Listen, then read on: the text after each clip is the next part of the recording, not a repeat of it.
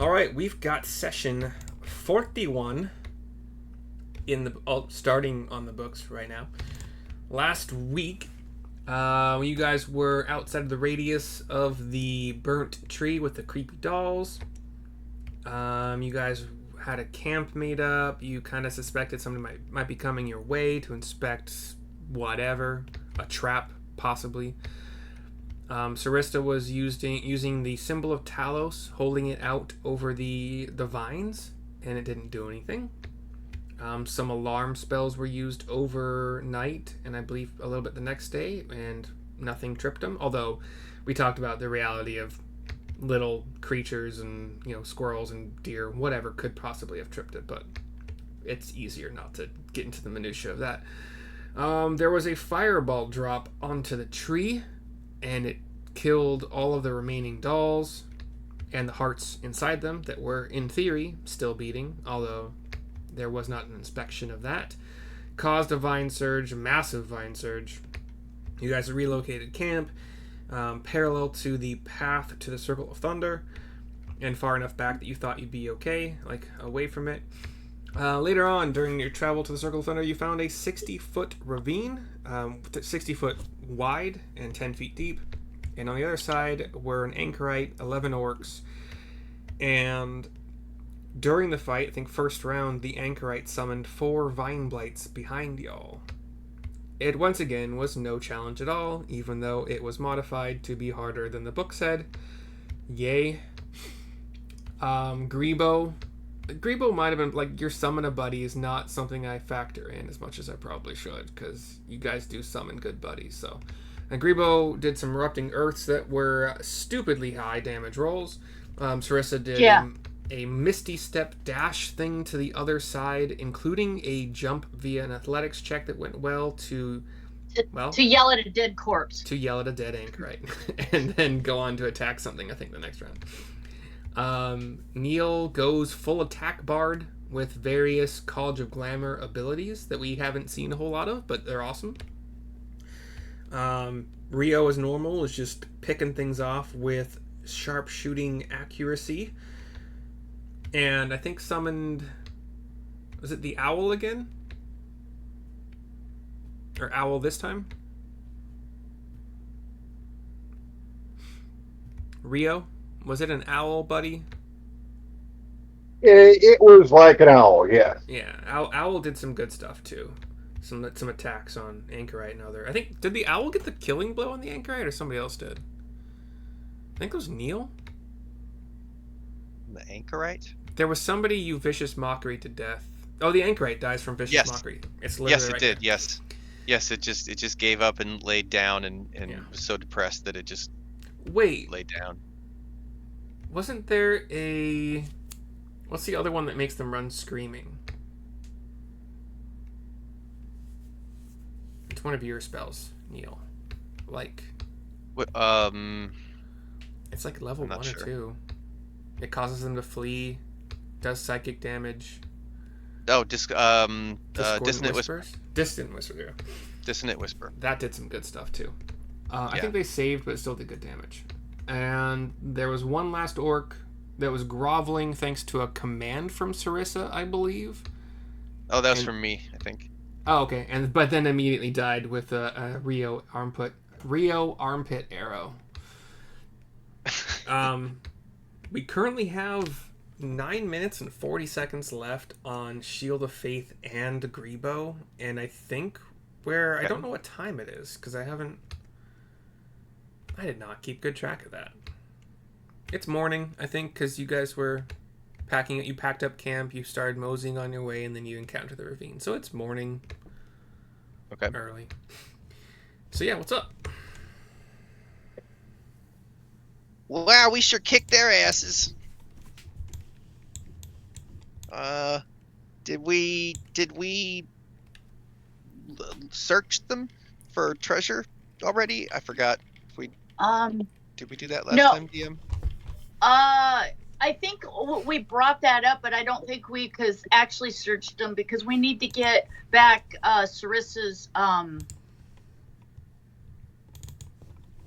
spear or javelin. So Okay, well, yeah, we should search these orcs and the anchorite. Yeah. I don't know, they might have something.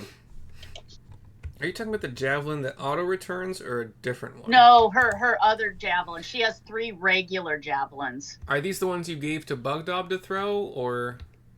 Yeah, we need to collect them back up. Okay. You do that. Nope, no problem. Are we searching orc corpses? Yes. Is there any expediency in which you're doing it, or are you taking your time? Well, I need to rest for a little bit and Yes. Put some bandages on and stuff. Maybe eat a little food. How messed up is Neil? Neil, how bad do you feel exactly? Oh, I'm not that bad. I just need to rest. Okay. So are you down some points? Yeah, but yeah. Okay. Yeah, I am. Sarissa will reach up and lay her hands on Neil and give him does 10 points help you out, or no, you need lots more? Yeah, no, that's great. That's Okay. almost perfect. Oh, thank you. I'll give you 11.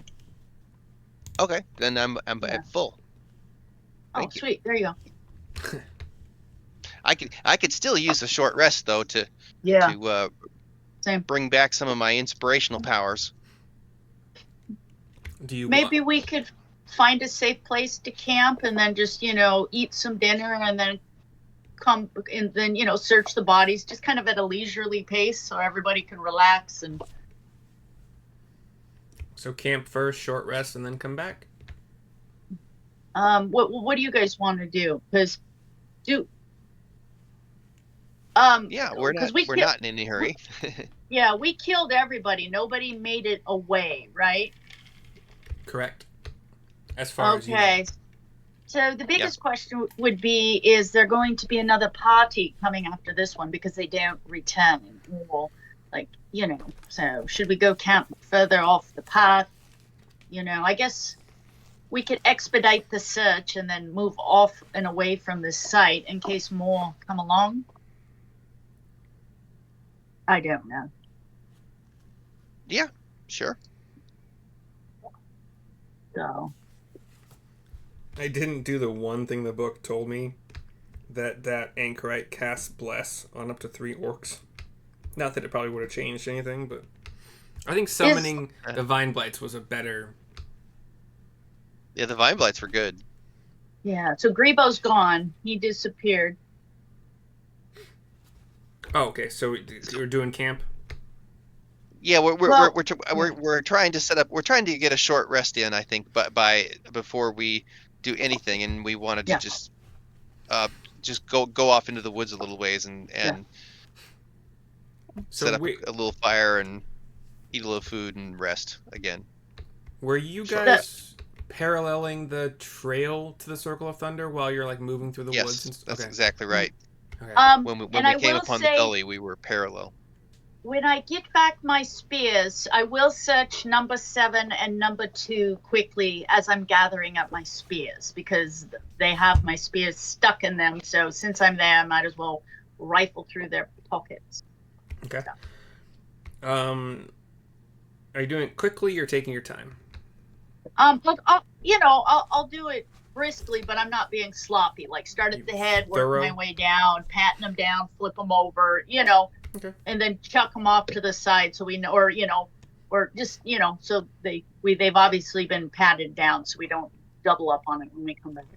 Okay, so over the course of, a minute and a half of doing a thorough search, pat down, number 7 has the 2 daggers that I mentioned, just regular daggers. Okay, 2 regular daggers. And you kind of get the idea that he's kind of a thiefy little dude. He's got a good amount of gold, not game breaking, but 7 gold. Okay. And number 2 has the 10-foot pike. Okay. And 7 silver. So let's see, I have spears and javelins wrote down. So the pike right up here. So the pike and what else? 10-foot pike and which is normal pike, and then 7 silver. Oh, wow. Okay. So 7 more gold. Or 7 silver. Yes. Okay. And you said you wanted to toss them kind of away? Do something Wait, I thought you were on the other side of the... You searched these guys, 7 and 2? Yeah, so she came over and searched 7 and 2. I am so confused why you chose those 2 specifically when you were on the other side of the ravine. Because those are the 2 that have my spears sticking out of them, my javelins. Oh. So I have to get my javelins back. I'm not going to leave them there, and I have 3 non-magical ones, so I figured since I'm pulling javelins out of their corpses, I might as well pat them down. It's just less for us to do when we come back. I'm going to delete them because they've been looted. Okay. They serve no more purpose. There we go. I'll delete my spears too. Oh, is that what those red squiggly? Okay. Yeah, I made little marks next to them so I knew they were speared. Okay. And then the other spear was stuck up here where he went through number 4, and Bugdog grabbed that one. Okay. So Sarissa has all 3 of her non-magical spears back, and she binds them back up with her regular javelin to make her like walking sticky thingy. Copy. I think we should go off and get our rest, and then we can come back. So that way we don't get ambushed while we're already exhausted. Sounds good. Right. Does that sound good to you, Rio? Sure. Right. I need to heal anyway. How far away and in what direction? Like, where do you want to set up camp from here? Which way's the wind coming from? Good question. I don't think I gave that to you on this last fight. I don't think you were saying it was coming from the south because the wind was blowing away from where we were camped. It was coming from the south. So southerly wind. I think okay. Yeah. But you called it northerly because it was blowing to the north? I don't remember calling it either way. I think I said we had a little discussion about it for some unknown reason. I just said the wind was heading south or something like that, whatever. Doesn't matter. So coming from the south, heading to the north. Wait, no. Opposite, right? If it's a southerly wind, it comes from the south and it's heading north. I don't care about the terminology. I care about the difference between... It was blowing towards the north. That's how we were trying to stay so the smoke wasn't nailing us in our camp. And that's why we camped where we did, because the smoke was kind of heading more that way, as I understood it. Oh, no. Yeah, your camp was south of the fire. So the fire was blowing into camp. So you moved to the east. Okay. But that was the night before. Well, whatever the wind's doing now, we don't want to be anything upwind from us, so we need to camp accordingly. So 7, if 1 is the wind shooting north, then 7 is going to be the wind shooting directly to the west. So right now you have a wind that is pushing things to the west.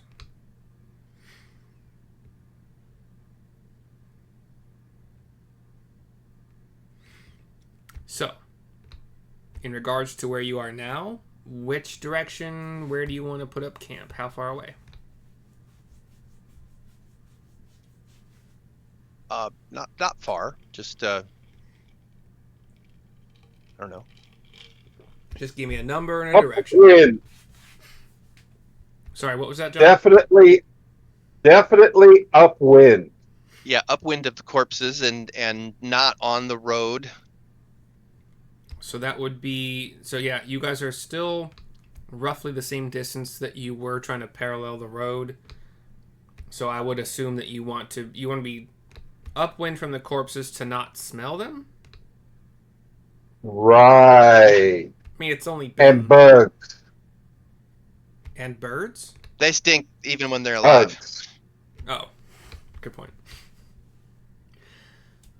Okay, fine. Yes, you guys move to the east so as not to smell the corpses. 100 yards? 200 yards? 200. 200 yards. Yeah. That's good. Yeah. All right. And I guess, yeah, go ahead and take your... You don't have to actually move your tokens, but it's appreciated. Oh, okay. It's not... It wouldn't be to scale anyway. Go ahead and take your short rest thingies that you want to do. And as a bard, Neil, do you want to... I think you have a short rest thing that you can... I don't think anybody's lost a whole lot of hit points, but... If anybody needs my Song of Rest to get additional hit points so you don't have to spend so many hit die. Yeah, I'll take your Song of Rest. Song of Rest, you get extra 1d6, so let me roll a d6. Got 3, so it's an extra 3. 3 hit points per hit die spend? An extra 3, you said, right? Yeah, extra 3. No, it's just an extra 3. That's it. Okay. Ooh. I play a nice little tune on my pan flute that relaxes everybody, and it takes my mind off of my pain in my body. Yeah. Neil's getting old. And I'll inhale a good berry and then roll Cure Wounds to bring myself up some. How bad off are you, Rio? I am now down 5, which is what, 10%? Enough so that I'm not going to worry about it. Okay, because I can if you think that you need to get bumped up more, let me know. I can lay my hands on you. Yeah, I'm fine. Okay. Put 'em on, put 'em on, put 'em on me. Put 'em on, put 'em on, put 'em on me. And anybody who did not spend a hit die during that short rest does not get the benefit from Song of Rest. Just You're right. FYI. Right. You have to spend at least 1 hit die. Yeah.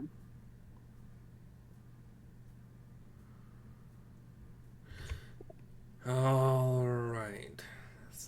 Usually running out of hit die is not like a problem that we run into very often, but it should be. It should be like we should be like, oh man, like do we have enough hit die to even keep going? There's a lot of things about D&D 5e. We're pretty conservative. Yes, we are. Yeah. That takes me up to full heal when I spend a hit die. It's like long rest after you went unconscious during a fight and were barely brought back to like living status, and a long rest and you're perfect again. It's It's weird. It's like video game logic a lot of the time. Okay, cool. So let's say the fight. We normally get the day rolling around, I think 7:30. So the fight happened at 8. It didn't last very long at all, and then let's say roughly 9:15.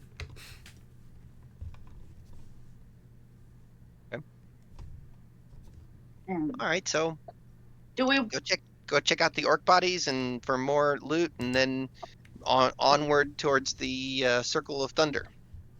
Yes. Come on, Bugdob, let's go look for treasure. Yeah. Okay. Yeah. That money stuff that you don't understand, but trust me, we want it. Did Bugdob need any hit die? I don't know. Did Bugdob heal? No, he didn't. Let me look. Hold on. Bugdob. He needs to use hit dice. So let me roll for him. Okay. I think he's D. Have I told you what his hit die are? I think I did. I have 1d10 plus, but I didn't write down plus what. Yeah, he is a D10 plus his con score, so +3. Okay, so let me just one. And also D +3 just to the grand total. Okay. So I thought he got hit a little bit, but it wasn't too bad. So he got a 3 plus he's 3 plus 3, so 9 points back. Let me add that. Is that good? I'm gonna write it on this page. Bug. So he got 9 back. We've gone down, so he's only down 4 points. Yeah, he's only down 4 points. 59. All right. So there's looting happening. Yes. Yeah. We're just looking for some extra cash. Okay. So far, we found on number 2 we found 7 gold pieces, and I think it was number 7, the second one, or maybe it was number 11. We got 7 silver pieces. So the ones that have been deleted, you don't have to worry about. But 2 had the pike and the short amount of cash, and then 7 had the daggers and the 7 gold. Not that the numbers matter, but yeah, they're gone anyway. Yeah, so he had the daggers. Oh, so number 2.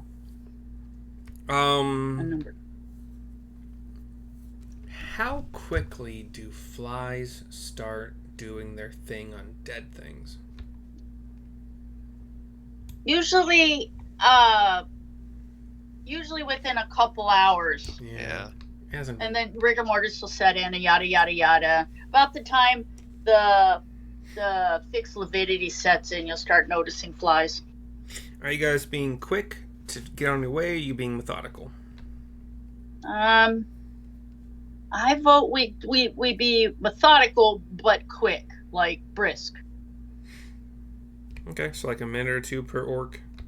I mean, spread between the 3 of you. Are you having a bug dob do it too? Yes. We told him if you find any monies or, weapons, and be very careful. Okay. All right. So you find a great sword and 1 gold, 1 silver on number 1. You find a long sword and a shield, just your standard shield, and go ahead, sorry. So you gave us, I think this is it, or is this from the fight before where you said there was 1 pike, 3 crossbows, 4 axes, 3 daggers, 6 shields, 2 javelins, 1 greatsword, 1 axe, 4 maces, 1 sword, 1 club, 1 net, 1 double-sided dagger, 4 claws, and 1 spear. Okay. What's your question? Was that all these orcs? Yeah, no, was it these guys, or was that at Falcon's Lodge? That was Falcon's Lodge. Okay, so I'll write these down. So orc 3, long sword, shield, and 6 silver. Number 4, an axe. We'll say a hand axe, so like the 1d6, and then a shield again. And so 2 shields, okay. 8 silver. Orc 5 has 2 short swords and 6 gold. 2 short swords, 6. Orc 6 has a great axe and sadly only 1 silver and 5 copper. Maybe he's the worst at cards. Who knows? Orc 8 has a spear. I'm gonna say it's like your 1d8 version of a spear, but only like 5 foot reach, and a shield, kind of like Sparta kind of thing. And then he does okay at cards. He's got a gold and 7 silver. Orc 9 has 2 hand crossbows. I did say they all technically had at least a short bow if they didn't have other ranged. So that is so far technically 6 short bows as well. Yeah. And an average of, let's say, 3 arrows per orc. So far that's 18 arrows. The hand crossbow orc does not have a short sword because of the hand crossbows, but he does have 8 more bolts remaining, crossbow bolts. And he's you kind of get the sense he was a little bit sneaky as well because he's got 4 gold and 9 silver. 9? 4 gold, 9 silver. Oh. Orc 10 has a large crossbow.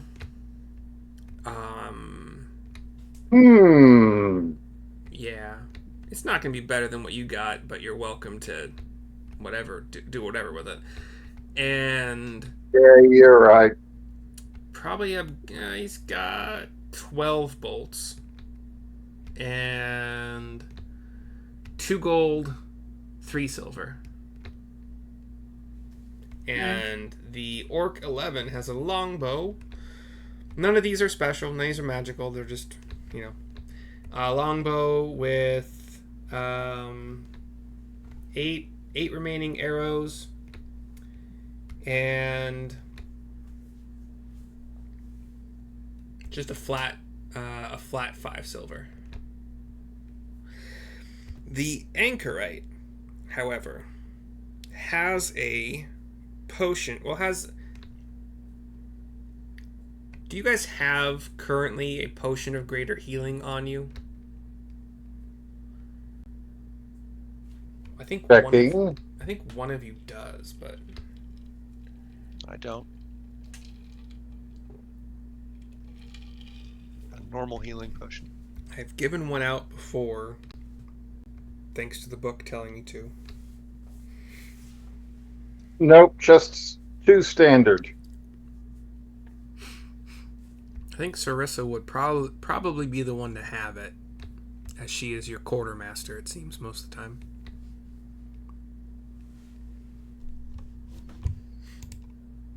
You're muted.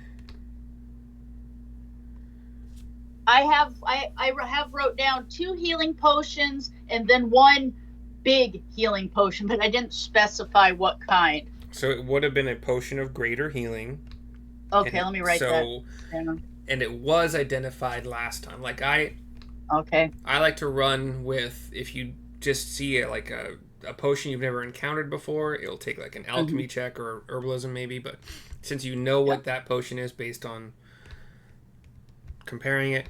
I mean, there are false potions that look like greater healing, but I've already talked too much to let you know that that's not what's going on here. So you have another potion of greater healing. Okay, so now we have 2 of those. I'll add them to the group inventory. And that is it. And I can delete this stuff now. Hopefully you took notes, because all of my notes are going away.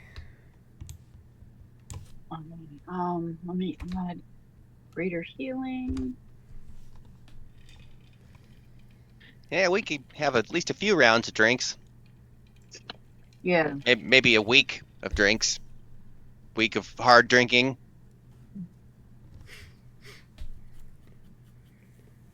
Potion of greater. Why isn't it coming up? I can find potion of healing, but where's potion of greater healing? Greater. Should be in there. Yeah, it's not. What is going on? I can only find potion of. Yeah, it's called Potion of Healing Greater. Oh. Yep. Yeah, because it's at the end and so Potion of Healing Greater. Okay, so. That. All right, get that. We've got 2 of those now. Thanks. Okay, I'll remember that because it wouldn't show me. I kept getting great swords. Potion of greater swords. Right? Okay, hold on. Ah, I can't. that's awesome. I might You enjoy also that too need much. we need the wah, wah, wah. They got that. Oh, perfect. I need to get off of this iPad because I need to be able to use those because my life depends on the use of those. Shit happens when you party naked. All right. Exactly. So after all of the, what I say, it was about 8 when it finds, 9 when things. I do hope your in-laws were not listening. I didn't even hear something that was incriminating. Yeah. We'll pass. We're just being us. Yeah, we'll pass on it. I may have missed it. So like after the looting, 9:30. What you doing? So I got the potion. Let's head on towards the circle, the circle of thunder, I think it's called. Circle of the thunder.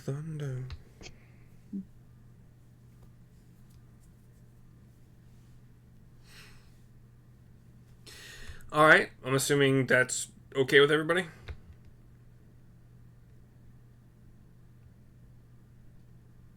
Yes. So Yep. yeah, I have quite a few potions of healing. So I bought a few and we found 2. So okay, good to know. So throw more enemies at you. Got it. No. I still need a nap. I'm tired. But everything has been so easy so far. Sarissa, I can inspire you. Don't worry, you'll be inspired the whole time. I'm so worried we're going to lose one of our other companions. Constant stress. Okay. I'll write down. I've got the gold. I wrote down the silver and stuff too to add to. So with all of these weapons, should we just cache them up in a tree or something, and we can grab them on the way back and bring them back to Falcon's Lodge so that we can just sell them bulk with the other ones? That sounds like a good plan. Yeah. So we're not lugging them with us, but yeah, we'll just, cache them, and then, because it's on our way back to Falcon, so we can just grab them when we're on our way back there, and then we have this huge pile, we can sell. Okay, so are you picking a spot? How are you picking a spot? You have the ravine. You know the ravine cuts across the road. This would be a Rio question. Like, Rio, where would be a good safe place to cache this pile of weapons if we need to use 2 or 3 trees or whatever? So they're here on our way back. Yeah, up a tree, covered in leaves. Okay, the location is what I'm... Well, that is also information I wanted, but the location is what I'm trying to get from you right now. You know that the ravine is perpendicular to the road, so in theory it's probably a pretty good landmark to work from. And I'll cut a couple of blazes on other trees.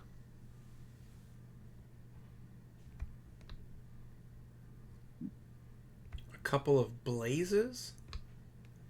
Right. You take a knife, you cut through the bark, making an arrow to point to the tree that has the stuff. Okay.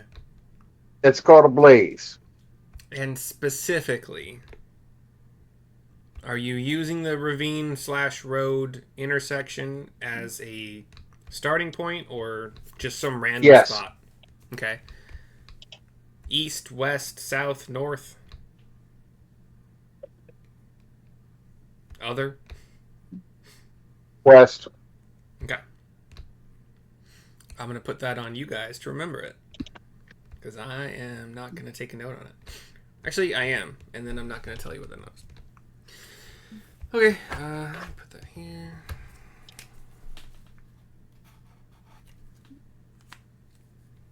I probably won't remember what that's for.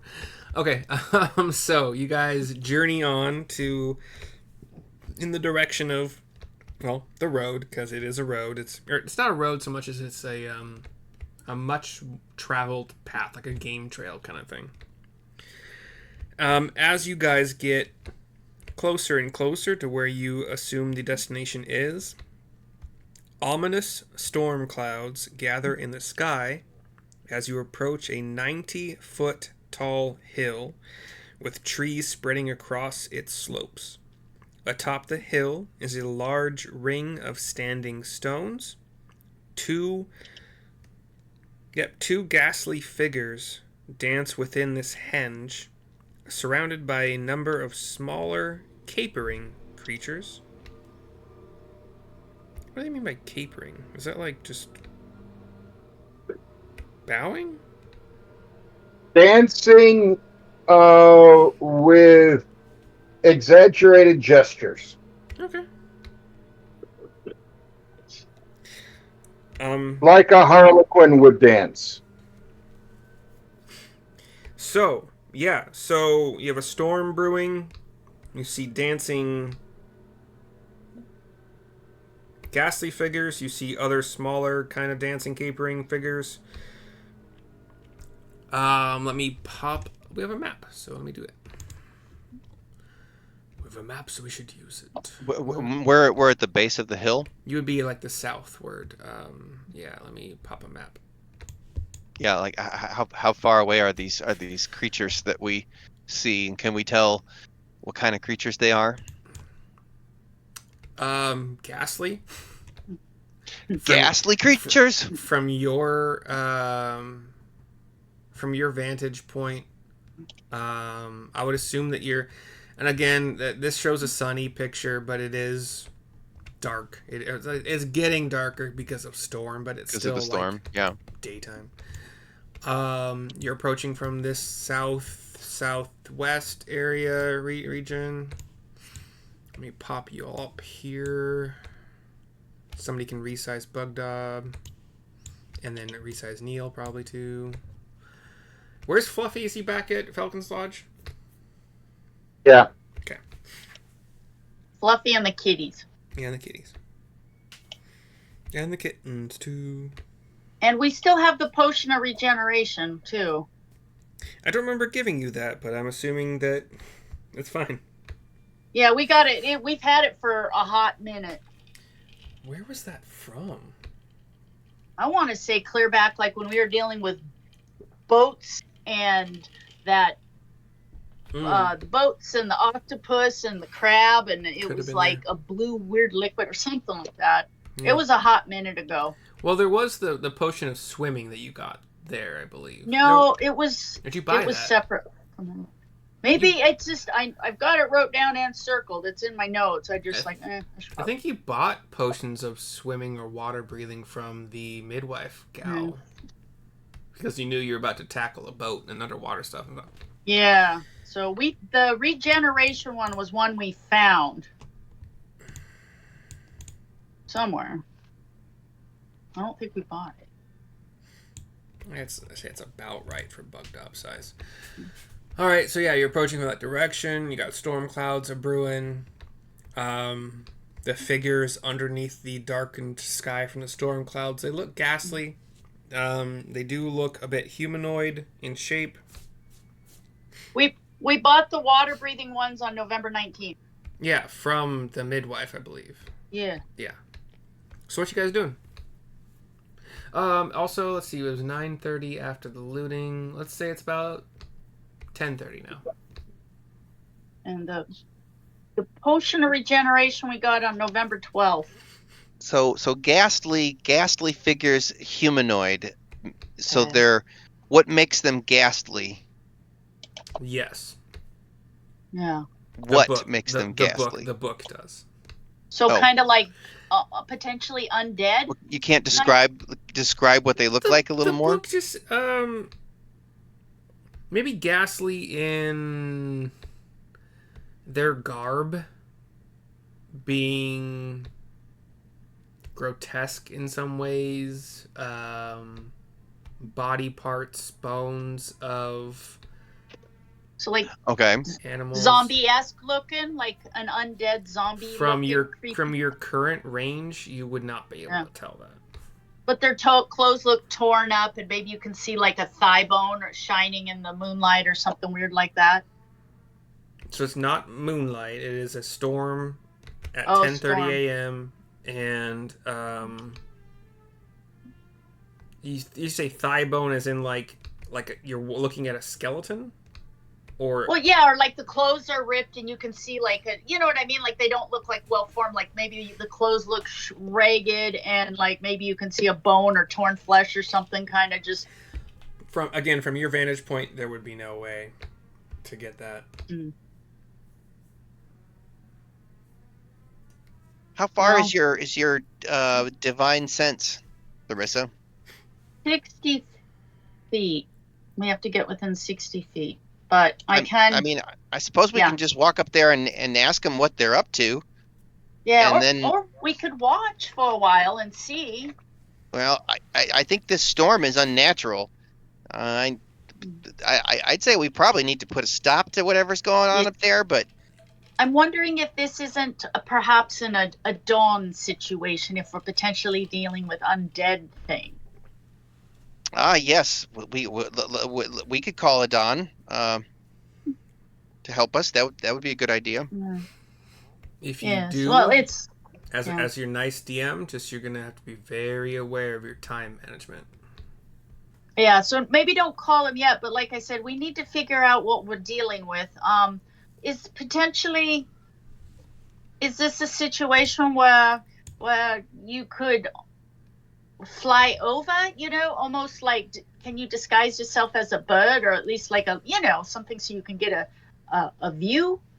Or can we summon a buddy and have something go over there and see what we're dealing with? Are all these things undead? What are they? There's an unnatural storm and they're dancing weird. I'm just saying is it the same dance that Anchorite was doing when we found him at the orc in the house, I mean? Yeah, was doing a different kind of dance. The orc in the house, I thought the orc in the mansion was an Anchorite, was he not?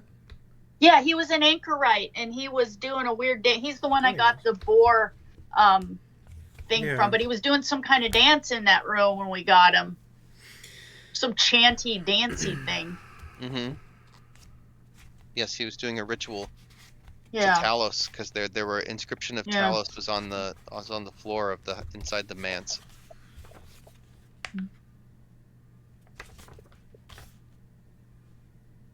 And by the way, Neil would tell you that he does not want to go do a flyby of this. Yeah. He doesn't think that he can pull it off without being caught. How about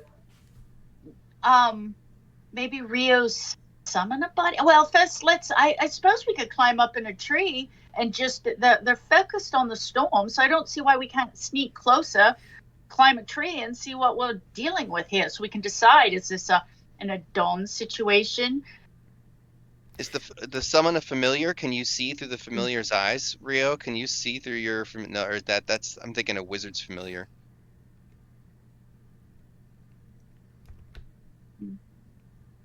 I can do that with my beast of the fill in the blank.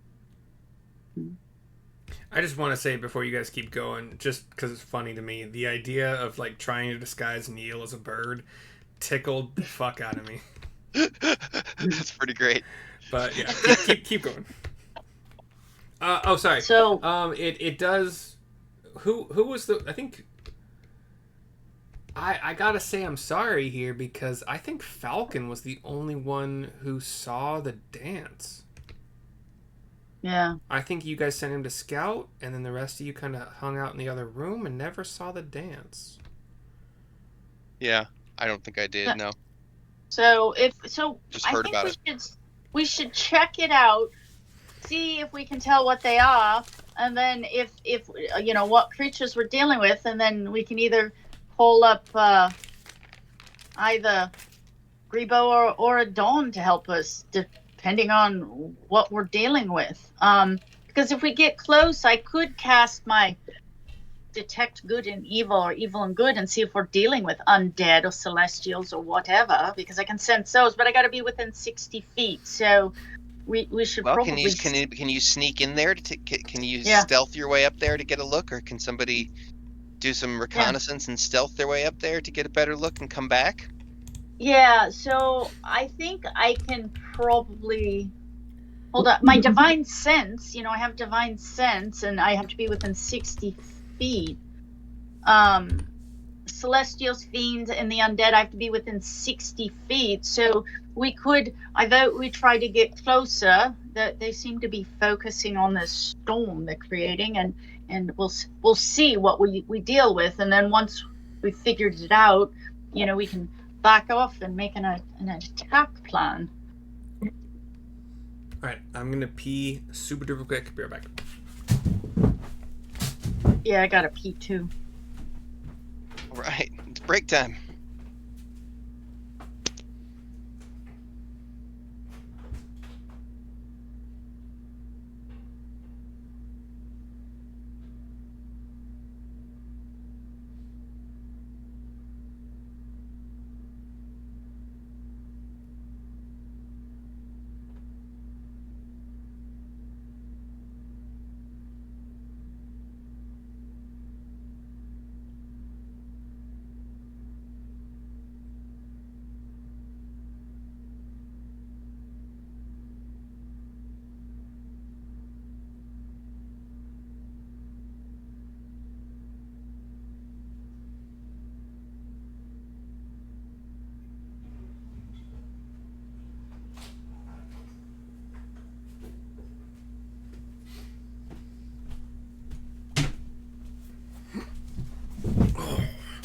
Alrighty. It wasn't like actually break time, but if everybody has to pee, that's fine. Yeah, it's probably a wise idea at this point. Yeah. Well, no. We're not doing actual break time. Just pee if you got it.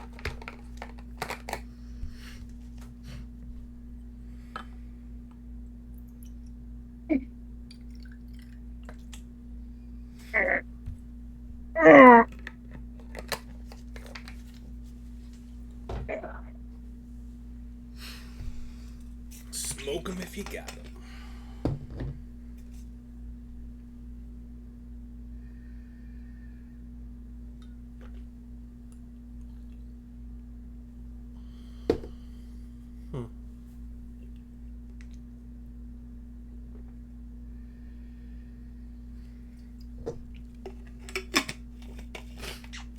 I got all this cumin for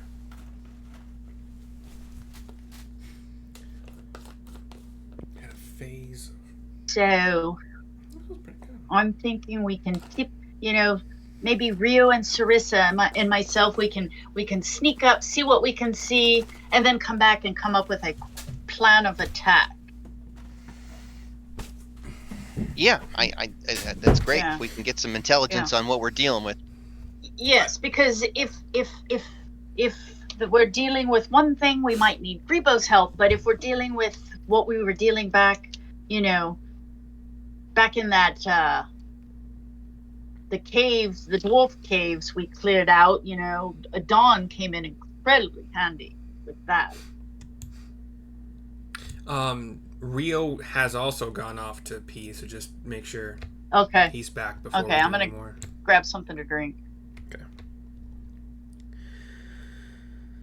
It's weird because it's getting dark, it's super humid, but there's like a little flash of lightning and you can hear the thunder, which is so rare around here, and I just love thunder and lightning. Yeah.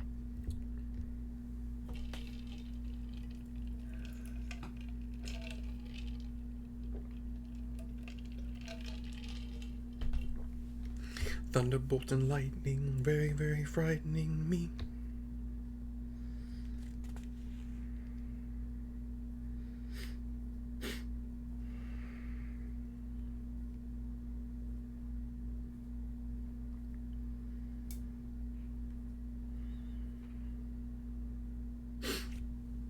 I can take this time to take some pictures that might be necessary coming up.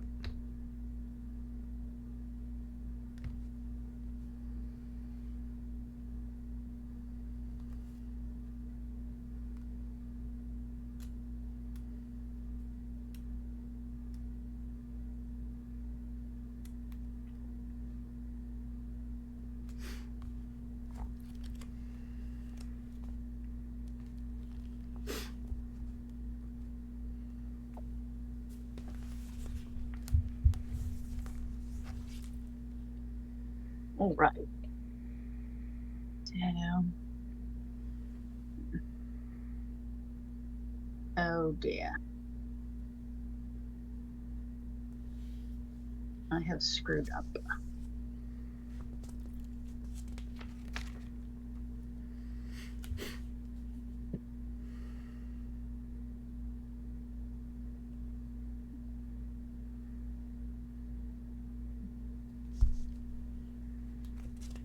Yeah.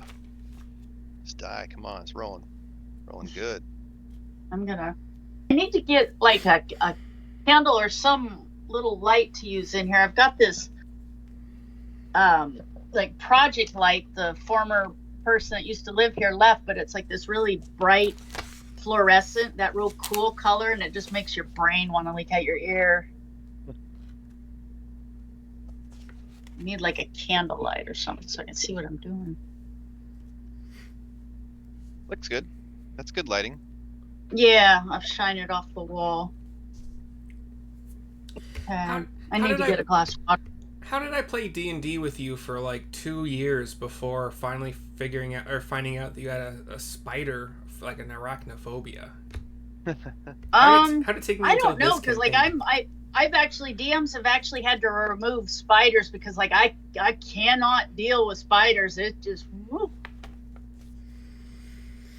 Well, fine, I think with Hunter I just never said anything and just kind of mentally shut down. I'm working on it though. I can deal with salticides now. You know, the little jumping spiders, the cute little foot. Like I look at pictures of them and stuff, and they are cute. I can deal with them. I've seen those little videos of them like moving their. Yeah. They're really adorable. So I can now look at those and not just want to die, at least. So it's a start. And there's a little Pixar. Everybody see the Pixar short with the little spider jumping around. So yeah. Yeah. Anything else?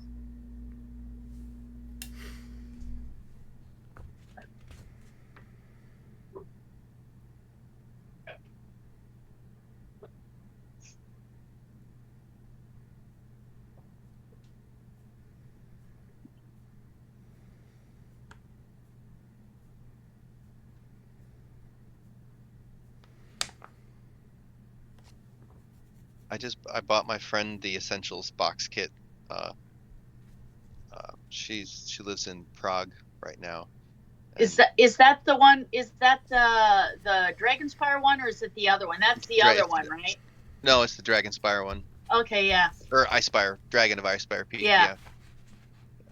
Because there's an Essentials kit, and then there's one called the Starter kit or something, and So, and I think the other one isn't as black and white, like you can change the characters and stuff, versus this Icespire one is a little more for real new people, I guess, or something. The Icespire comes in the Essentials. Yeah. Oh, okay. Well, there's one called the Starter kit, and then there's one called the Essentials, and they're like similar, but okay. They're very similar. Yeah. So, Shannon, were you part of that fight when Andy was DMing, when he told us that he needed to drop like some enemies because otherwise we all would have died? Like, yes, is Candlekeep? Yes. You remember? So like the skeletons, the graves. You remember that fight? Yeah, he cut them in half or something because it came out. There was like 3 or 4 of these things per player, and it was like we barely made it out with like 75% less. Yeah, so this module, this campaign is, as you guys have found out, fucking easy.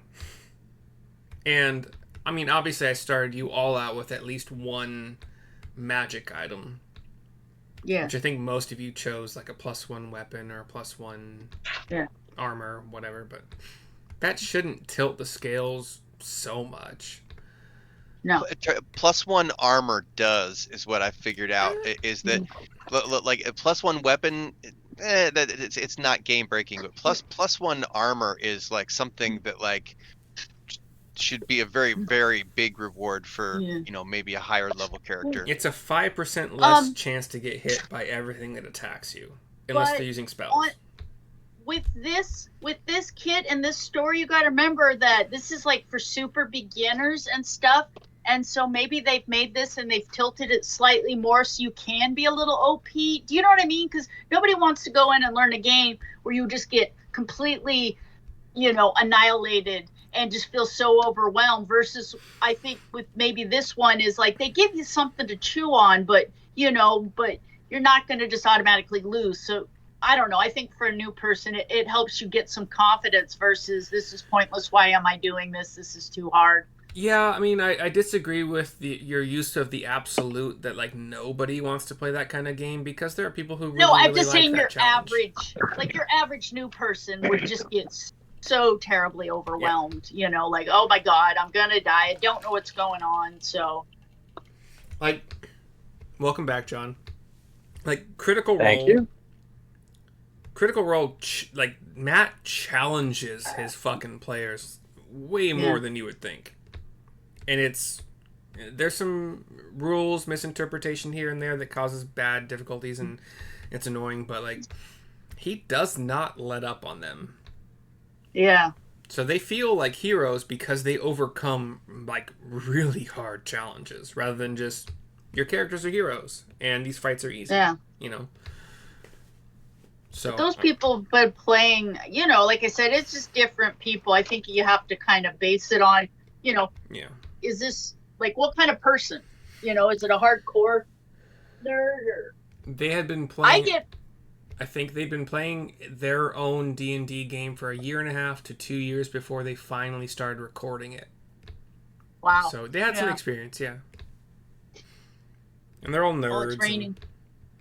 Power gamers, woohoo! Yeah, they rolled for stats, so there was no real power gaming. Like their barbarian's intelligence was 6. And he gave away money in negotiations. He thought like negotiating. Oh, wow. That's great. That adds flavor. Yeah. That's fantastic. There's some beautiful stuff. So you either get the standard array, right? Or when they say roll for it, that's just where you take a D20 and you just say, okay, I'm rolling for my wisdom, and you just roll, and whatever it comes up is how it comes up?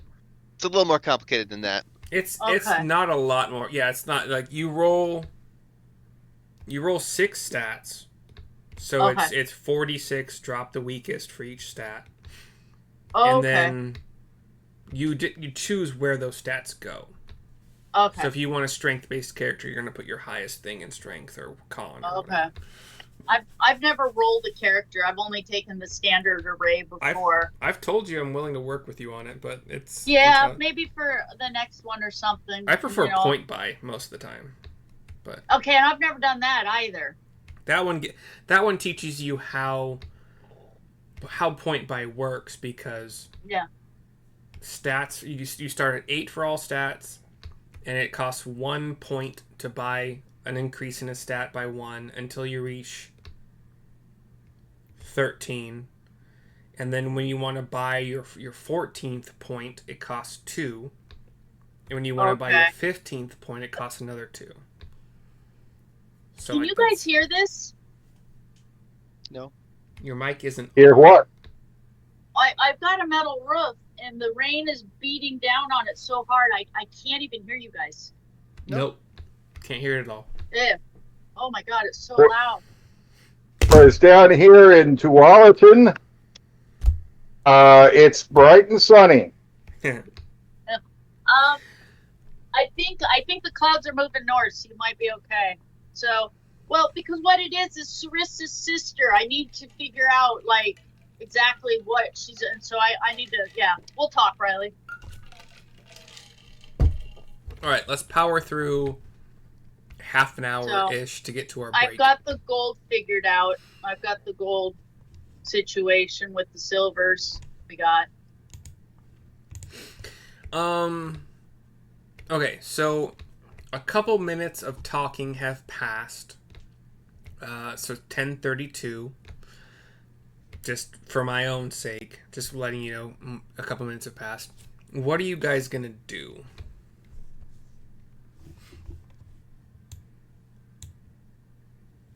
Consider that this map is actually cloudier, darker because of the clouds. Visibility is not fantastic because of the lack of light from the clouds. The clouds continue to build this entire time. There's some roiling and swirling and the occasional lightning just kind of shooting kind of randomly, not in any specific area. We better hurry. Thunder. Yeah, we should. I think that we should have Rio and myself. We should sneak up there to the best of our ability, see what we're dealing with, and then come back here so we can decide if we need a dawn or what we're going to do. I just need to be close enough where I can see if I detect, anything that would help us decide whom we might call to help us.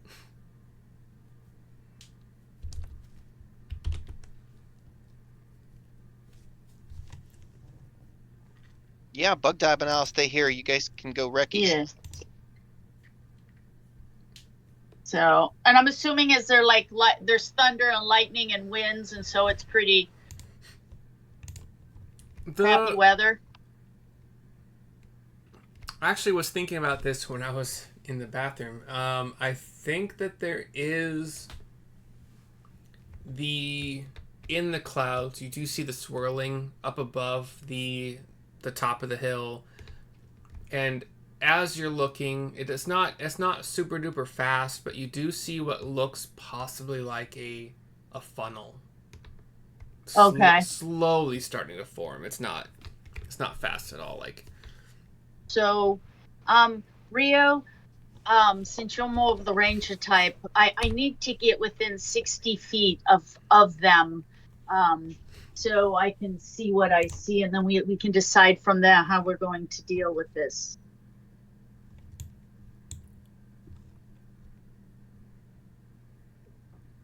Okay, the meta. This owlbear has changed while I was away.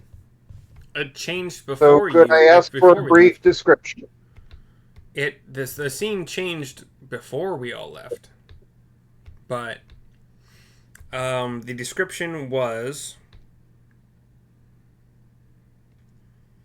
ominous storm clouds gather in the sky as you approach a 90-foot tall hill, 90, with trees spreading across its slopes. Atop the hill is a large ring of standing stones. 2 ghastly figures that we have also said are humanoid dance within this henge, surrounded by a number of smaller capering creatures. Like, you were the one that defined capering for me. Yeah, that's what I remember. Yeah. I just didn't get screen refresh at that time. Oh, okay. Okay, good. Weird. So they're doing their thing. Do you guys and the rest of you see this ring, right? The new map? Yeah. Okay, cool. Yeah, and our tokens are off the map down to the south. Yeah. Why would it not refresh for one of you? Okay, anyway, sorry. Go ahead, Rio. And interrupting them I don't see is going to be productive for us. So I'm inclined just to give them a wide berth.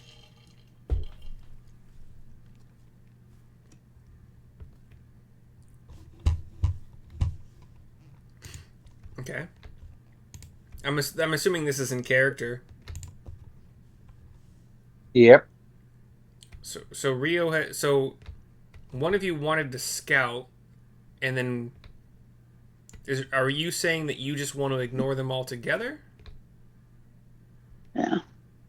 I just need to make it to within 60 feet of them so I can use my divine sense to see,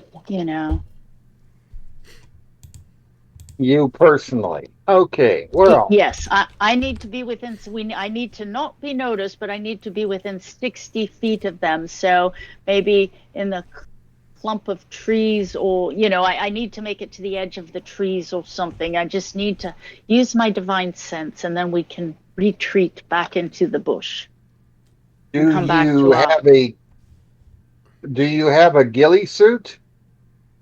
If not, I can weave some leaves together. Okay. Yes, I do not have a ghillie suit. Well, then I'd suggest letting me weave some vines and leaves together to make a cloak for you for the next half hour. All right. So, as you guys have been having this conversation, you start to see, how would I describe this? The lightning bolts have increased in frequency, but they're not striking the ground. You are starting to see two whitish points, like little white cones, two of them, kind of side by side, that like the tips of them are pointing at a 45-degree angle from the ground, if the ground were flat, and with each minute of talking, you see the base of the triangle grows in a cylinder. So you have a little triangular cone. It's not like a long cone. It's just like a, I can't think of a thing. Picture a triangular cone, and it is roughly 1 foot in height. It's a 1 foot tall, triangular, thin cone. It's white-ish. And you have two of them, and they're pointing at a 45-degree angle up. And they're spaced out. They're spaced about 5 feet apart. And basically like a tornado type, kind of nope. This. Yes, like what cap? She's holding. So a dunce cap, basically. But a foot. Right now, it's a foot. It was a foot long when Rio and Sarissa are discussing the ghillie suit, and then over the next minute, it seems to grow with more lightning strikes that just hit that particular spot. Another foot per minute. So but this is slowly getting bigger this way? Yes. It's getting bigger the other way because it's pointing up at a 45-degree angle. So like this? At a 45-degree angle, yeah. And it's getting longer but staying the same thickness. Okay. And still whitish. And they're 5 feet apart. So,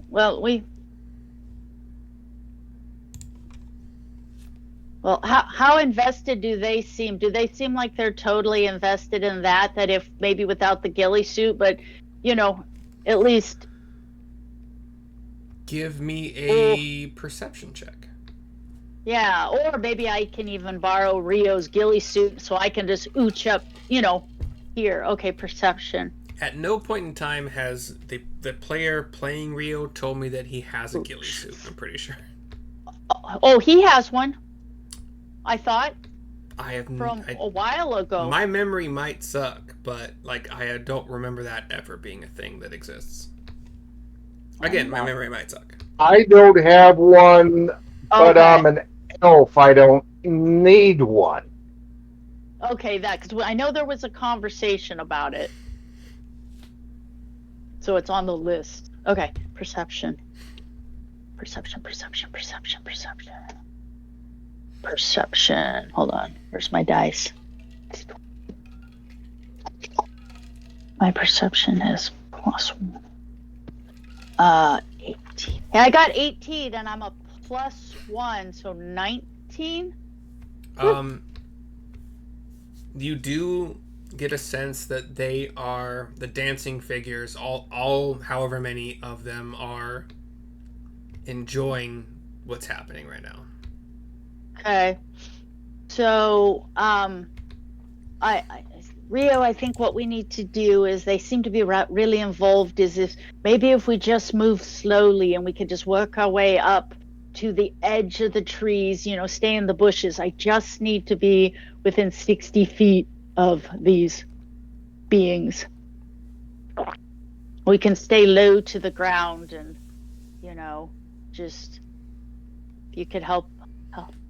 Yes, because if they're in the middle, so I just need to make it, to within 15 feet of the edge of the tree line. We should be all right. Should we all come with you? I think so. Where are we on this map? Because what I'm thinking is where your characters are. I can't see anybody.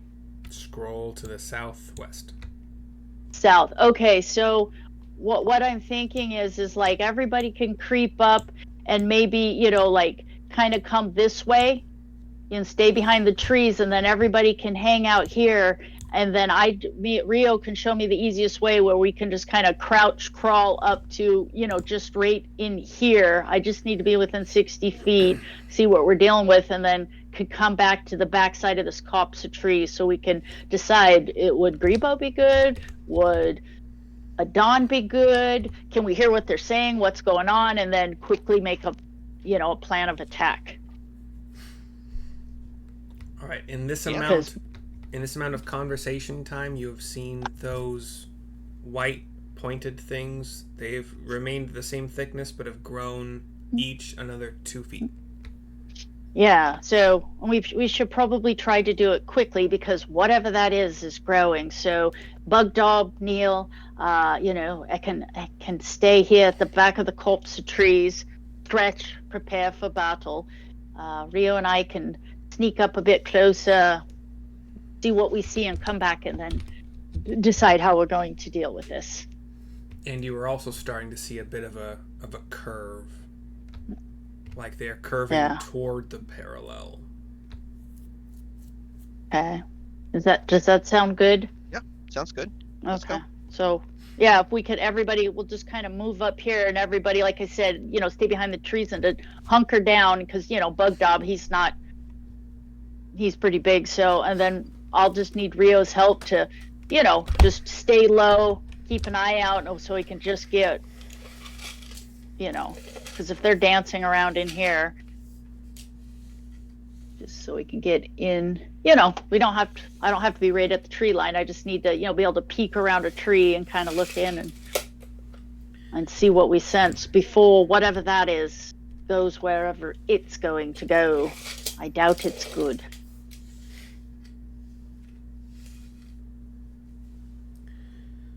Alright, so by the time you get over to the positioning where you guys are now, assuming you're at least not necessarily trying to be super duper stealthy because there's sound of thunder and lightning and storm, so there's a lot of noise, but you get over there, it's about 10:40. You've got these white pointed kind of curved things 5 feet apart from each other. They remain parallel the whole time to each other.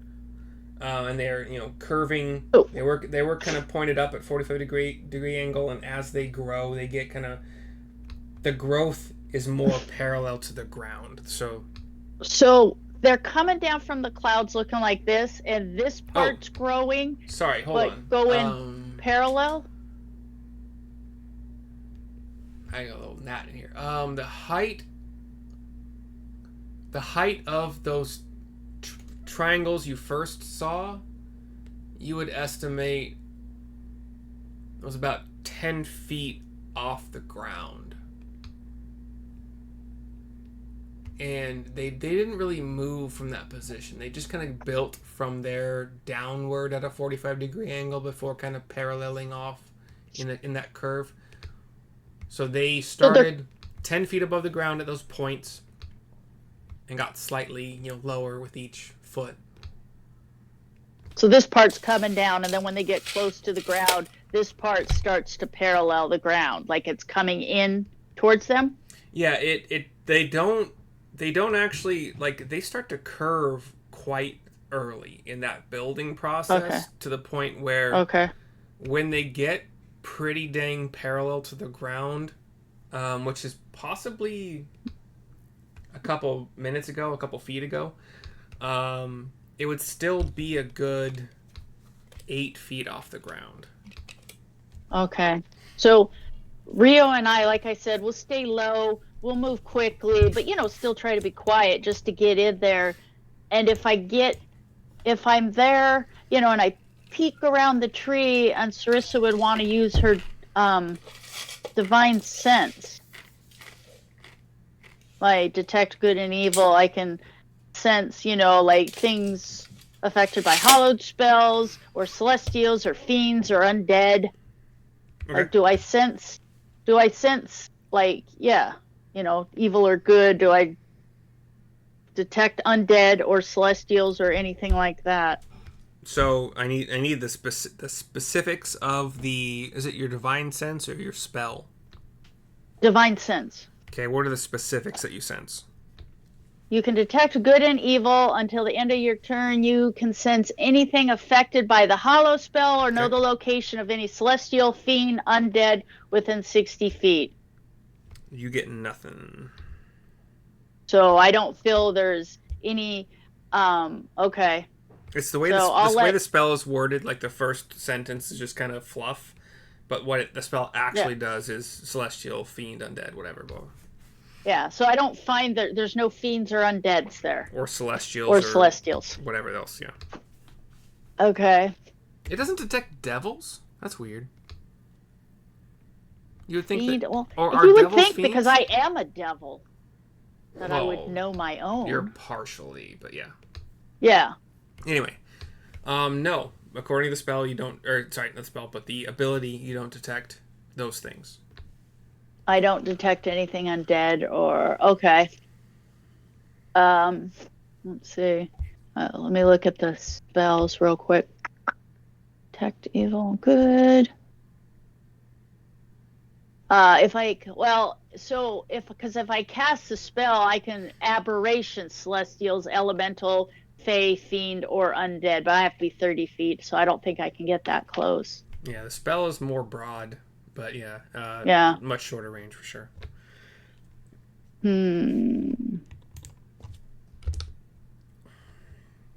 You are watching those.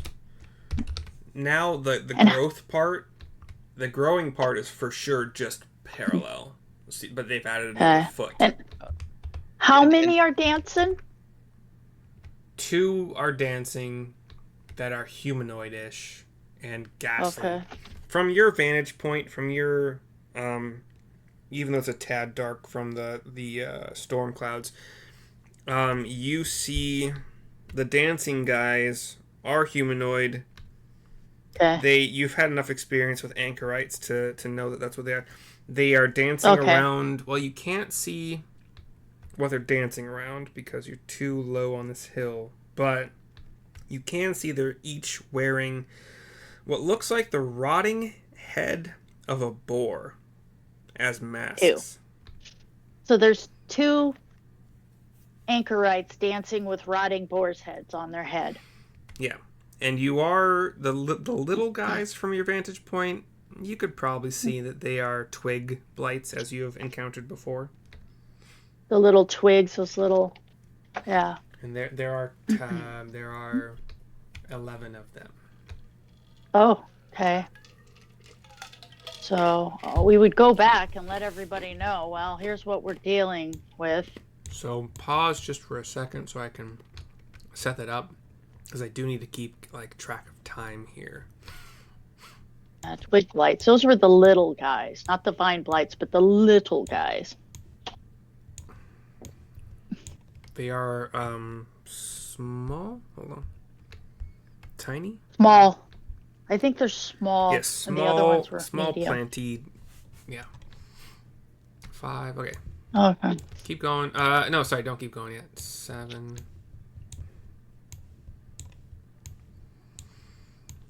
Just imagine they're forming a perfect circle. I'll fix it. So, Sarissa will say, so I'm not sensing the undead. It looks like they're actually those horrible anchorites and some of those little twig blights. So I'm wondering if potentially we could have a Dawn, but we wouldn't have to have him dealing with any undead, or we could call Grebo and he could just erupt Earth and maybe scatter them a bit. But there will be two. There are two of those anchorites, and they do throw lightning, if my memory serves me correctly. So we need to be careful for that, because they are quite nasty and very tough. It seems like they take a lot of beating before they die.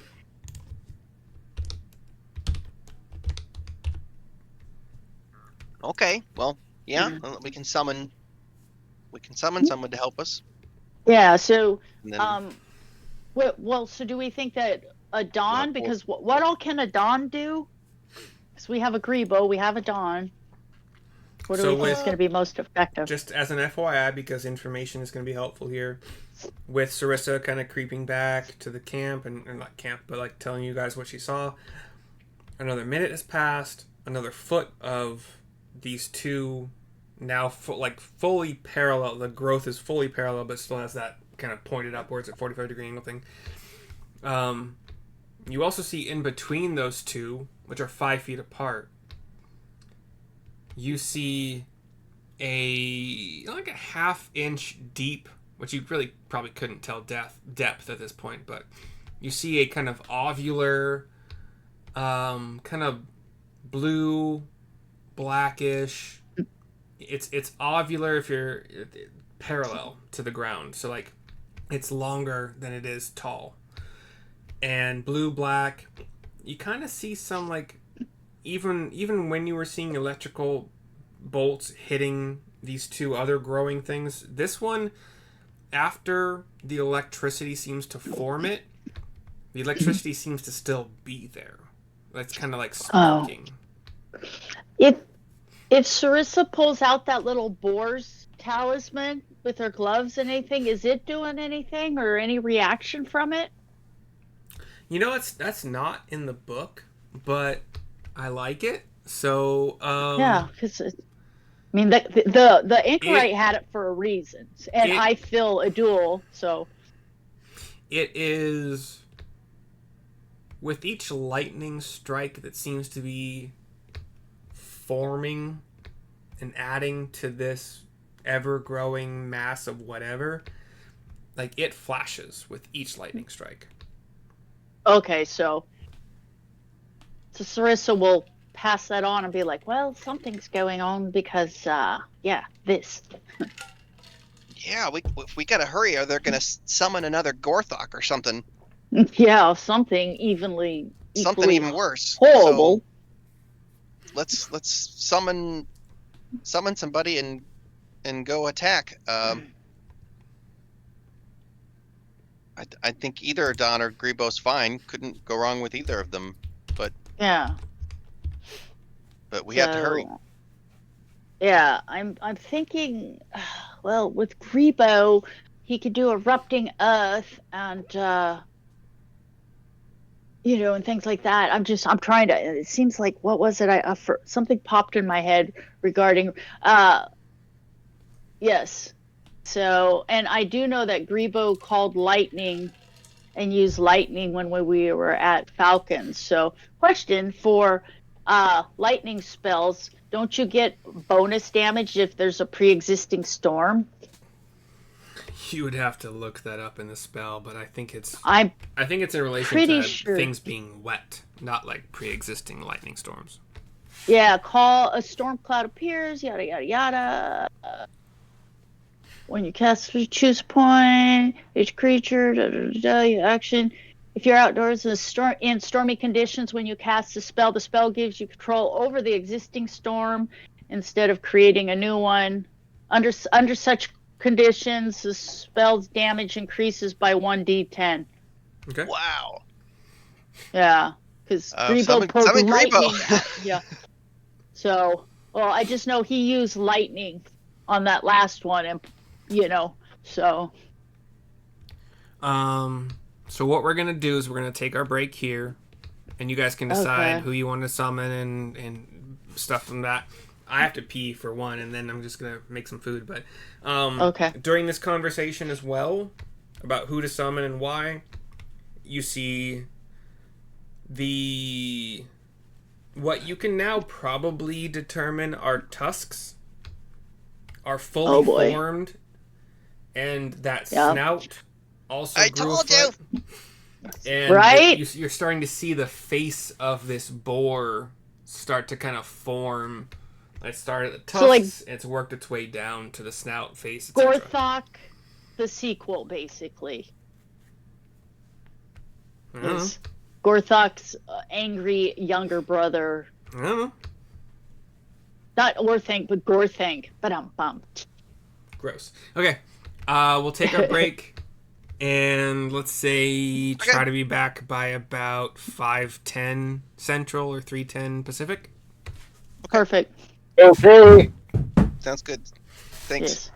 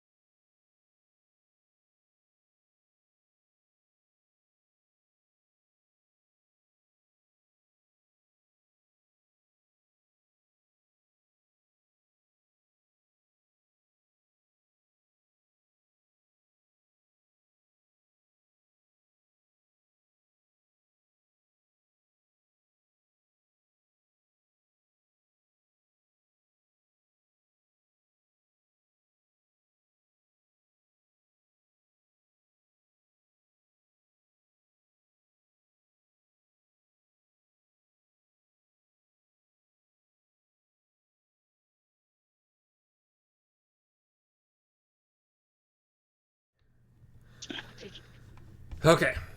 So the snout that you can now confirm looks kind of like a snout is as long as it probably ever will be at 1.5 feet. You see the face start to form. If The anybody wants tusks. any Dungeons and Dragons coloring books, let me know. You can hear me, right? Yeah. Okay, cool. Yeah. The tusks are as... Oh, and she's gone. And she's back.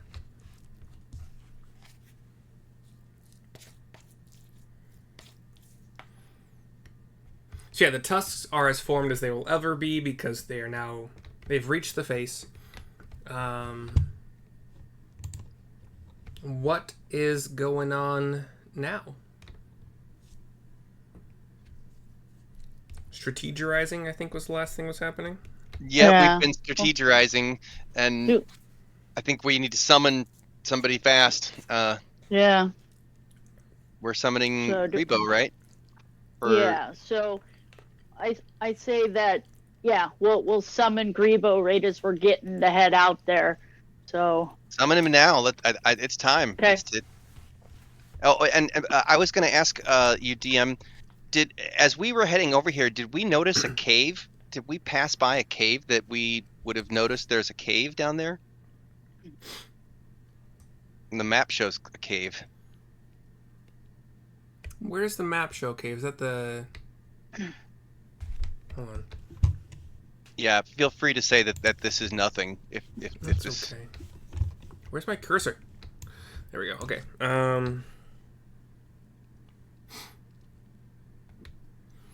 Yeah, you would have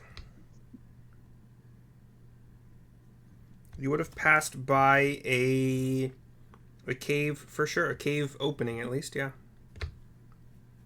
Okay. Let me get a bearing on. Yeah, you would see a cave opening. That's about it, based on the that's okay. We don't need to. We have bigger things to worry about right now. So let's summon Grebo and let's go. I'll summon Grebo, and can Sarissa fire up her Shield of Faith too?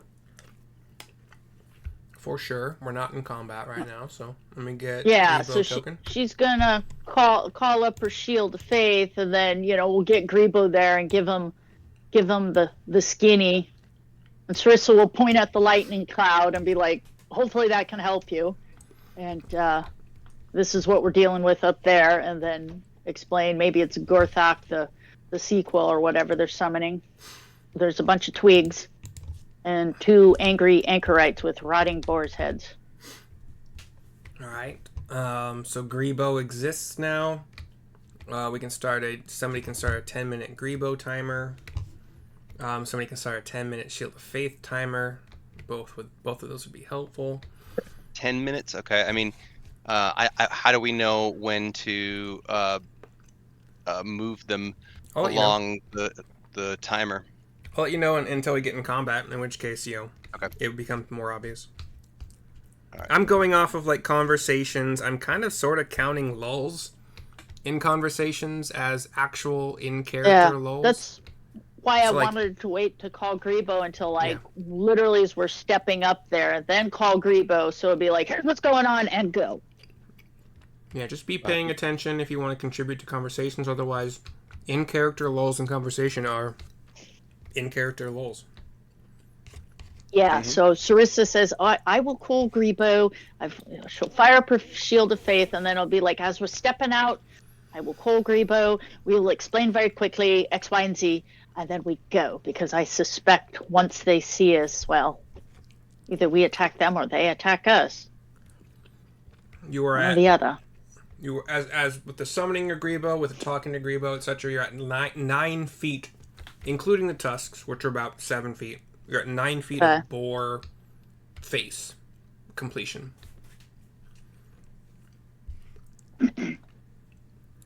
So while they're doing that, before we're in combat, can Grebo, because we're getting ready to go, can Grebo, since we're not in combat, use the call lightning to try to strike at if we're over here, the anchorite that's closest to us? when we get up here, you know? Mm-hmm. So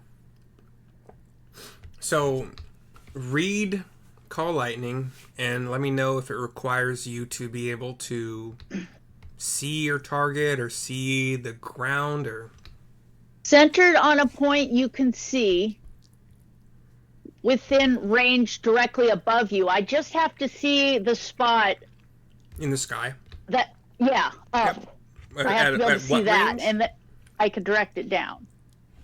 What's the range Choose of the a point spell? you can see under the cloud. A bolt of lightning flashes down from the cloud to that point. So I have to be able to see where I want it to hit down with it. Each creature within 5 feet of that point must make a dexterity saving. So if I can see the center, like, you know, if Grebo's here, if I can kind of see like above these guys in the center, I could theoretically, you know what I mean, throw it, because it lightning, you know, it doesn't actually hit the ground. It's a point above you and then it comes up out of the ground. So that's how I read it. So if I was to light it off right here, are these guys within 5 feet of each other, or would I just shoot for one of them?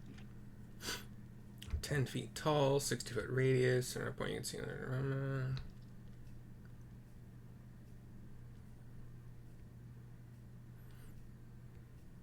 Choose a point you can see under the cloud, so you don't actually have to see the ground, okay? Yeah. And since it's already cloudy, that will add 1d10 damage, depending on, and Grebo will fire this off at, third level.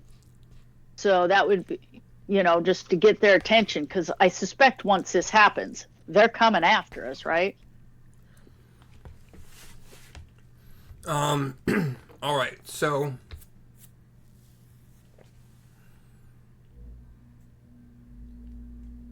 roll is Grebo going up alone, or are you guys moving with him as your characters seem to be? As your tokens seem to be. Oh, I wouldn't break our cover, but Yeah. if you let me know where we can't go to break cover. Okay. You guys would... Oh, Bart, you wanted to be back there? Yeah. Okay.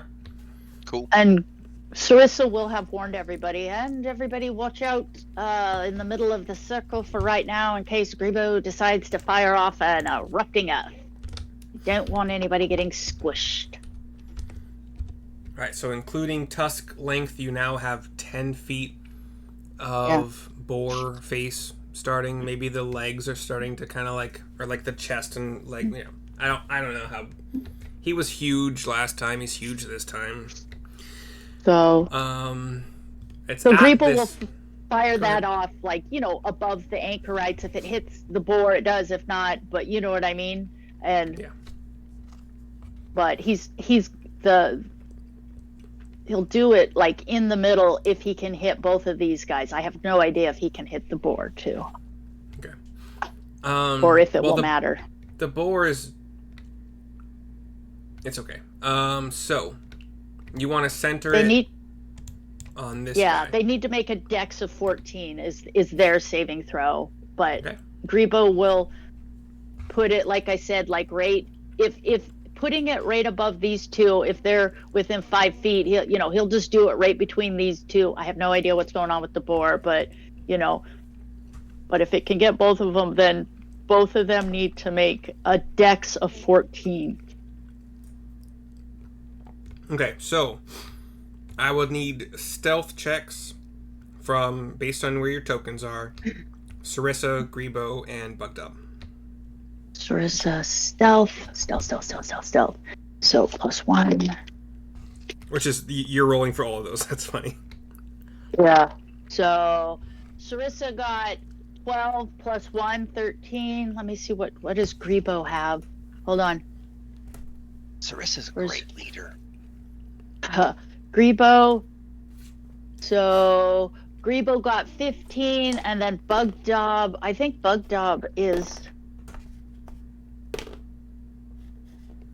a stealth. Is he a -1 because he's an ogre? I believe so, yeah. Because it's based on Dex. Dex? Yeah, he's -1. Okay, so he got 10.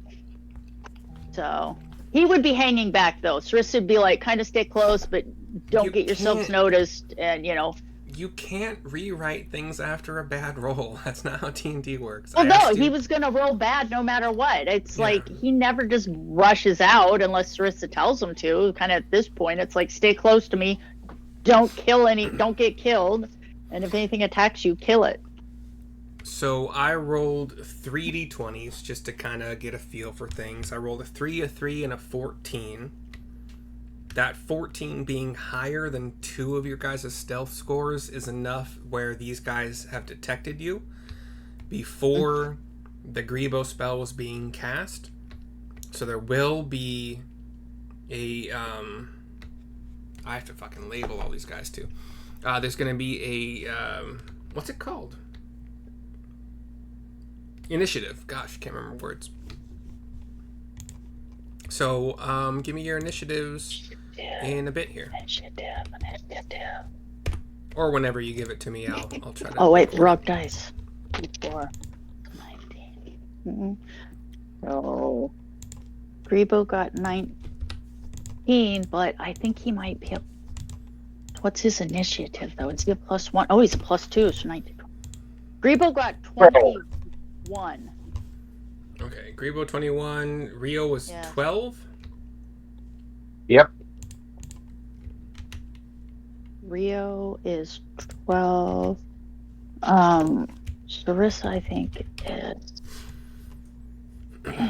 8. And so Sarissa got an 8, +1 is 9, and then 5 +1 is 6. So Sarissa got a 9. Neil got a 15. Oh, wow. And then Bug Dob, I think he's a -1 for his initiative. He got an 11, so he's at 10 again.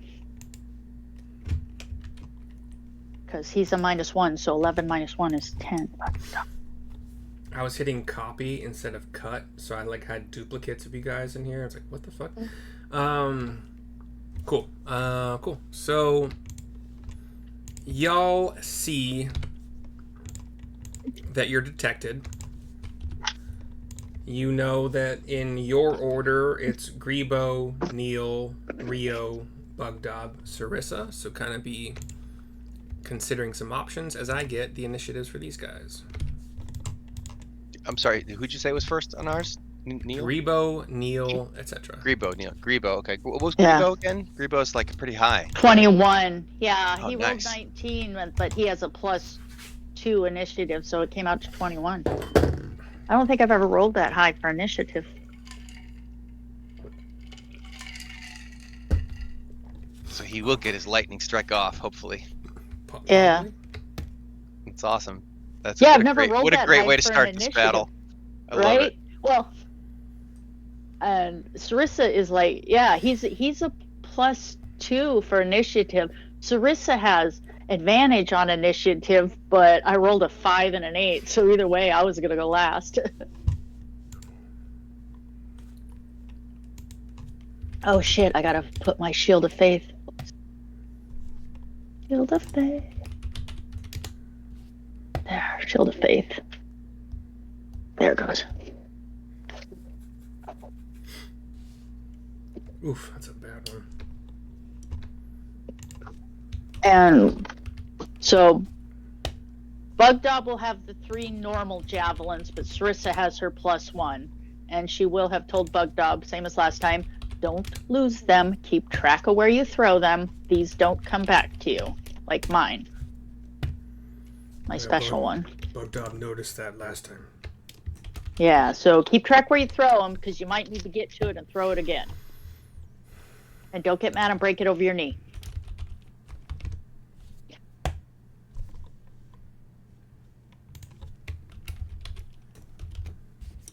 Okay, Bugdob is plus. His great axe and great sword is +1. I need to get some kind of bookmark so I can find this page with all his notes. Keeps getting further and further behind.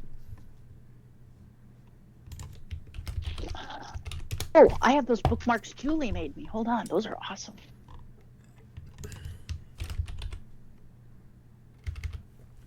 I rolled 4 natural ones for 4 of the twig blights. I think that's a first. So do they just accidentally kill themselves? No, they're just slow to react.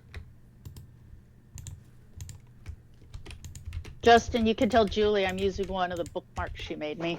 I will. Yeah, I'll tell her. Yeah, these things that she made me, I love these bookmarks. Like she sent me some supplies to make my own, but I want her to make them because I like the color and sticker combos. They're just perfect. Nice. Yeah, they're awesome. I love these things. Oh, Johnny's using a few too. He really likes them. They're awesome. 6 plus 1. So plus. Okay, then I think I got it all in here. So, Grebo is indeed first by some luck of things. So, Yes. Give me the exact pinpointy location. You can, actually here. What do you want? Hold on. It's a 5-foot radius or 5-foot diameter circle. It's 10 feet high, 60-foot radius. Yes, but the lightning strike. They need, so each creature within the 5 feet of the point must make a dex saving throw. So 10-foot diameter. So there's your circle.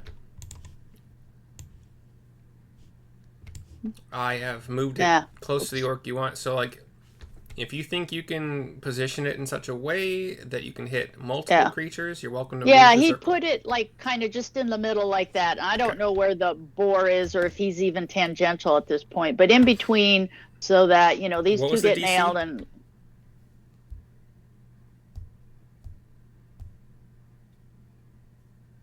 what was the DC? A dex of 14 to save.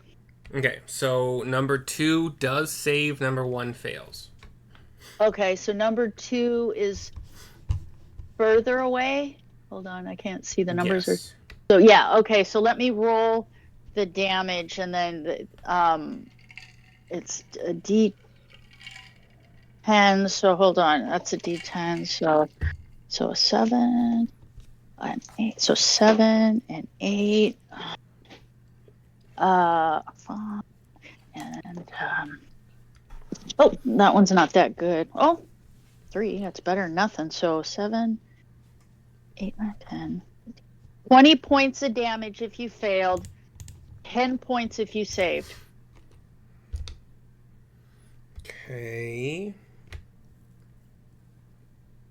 Okay, let me mark. So that was a 8, a 3, and yeah. Oh, it was a 5 and a 3. So hold on, 8. So 7, 8, 9, 10, 18, 19, 20, 23 points of damage. Woo. And so at 23, it would be 11 at half, right? You don't round up, you round down, correct? Right. Okay, so 11. So 23 if you rolled 4 failed. D10 and 11. a total of 23. Yes. And did you add that extra damage from the storm? Yes. Okay, cool.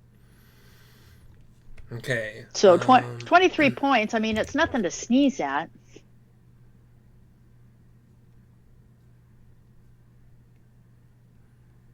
What am I doing? Oh, I'm doing it backwards. Hold on. Yeah. And Creepo will immediately duck back behind the tree. He's peeking out from around. Like, shit.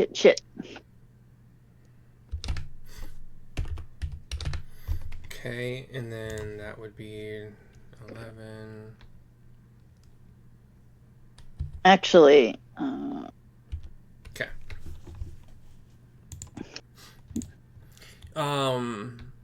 You notice them taking a little bit less damage than they otherwise would. And Grebo also notices that the storm, yes, he is able to call down lightning from it, but he does not have full control of it. oh, it's kind of just still. Is it slowing down the storm at all, though? No, it does look like in the storm clouds, in the roiling, there's like a stutter. But no slowing, just kind of a weird stutter to it. Alright. Does he want to do a bonus action or movement? Grebo will... hold on. Actions.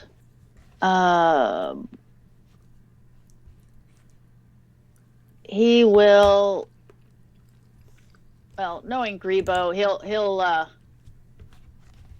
he'll tuck in a little bit, kind of behind a tree, you know, like, whew, to make plans and stay out of the way. Okay.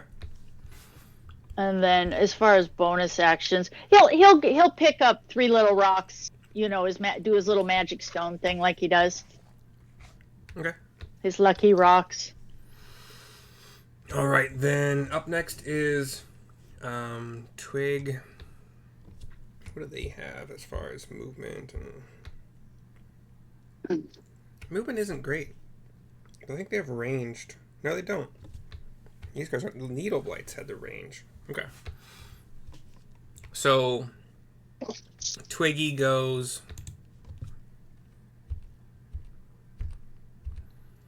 Try and get closer to you guys. And you know what? He dashes. Gets right up next to Sarissa.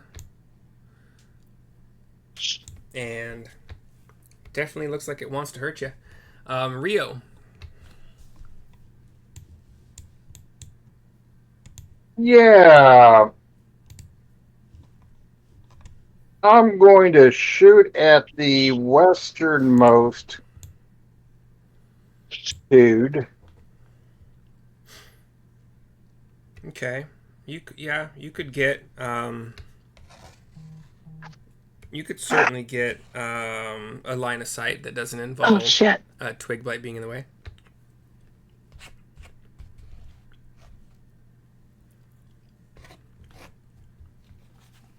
And before I do, I'm going to cast Ensnaring Strike,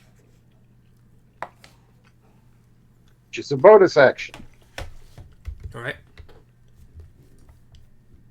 And I'll roll for that after I connect. If.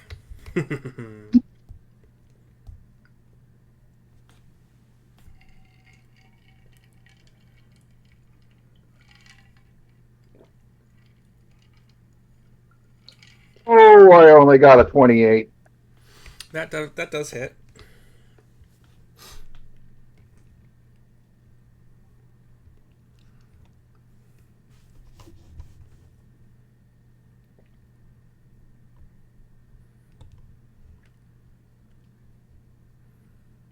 And favored foe him as well. That's a thing you can do on hit, right? Right. And it's not a. So there'll be an extra D4 there. It's not an extra bonus or action. When I hit a creature with an attack roll, yeah. Okay. I can mark the target as my favorite enemy. Yep. For 1 minute.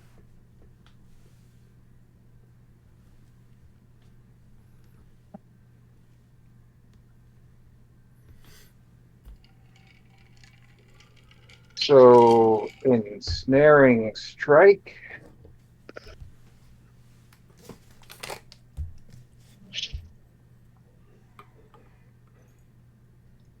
Gives me 3.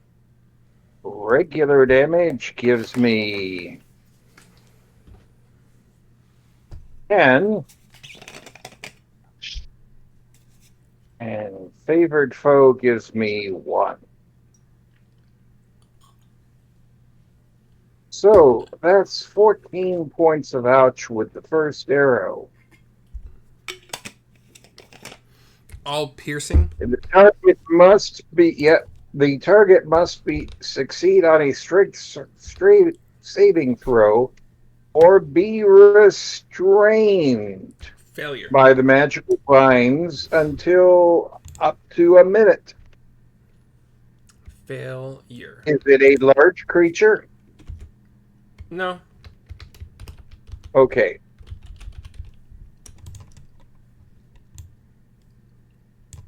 All right. While restrained, the target takes 1d6 piercing damage at the start of each of its turns. All right. If I don't remember that, I hope you do. And my spell DC to beat is 13. Oh, he rolled a 4. It doesn't matter. Plus 3, Okay. 7, but yeah. Second arrow.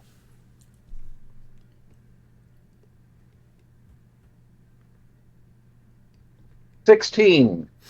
Hit or miss. Given that he's restrained. I think restrained means you get advantage. Yeah, you get advantage since he's restrained on that attack. Okay, let's make it a 26 then. Well, that is definitely without dispute. Okay, so there's 10 damage plus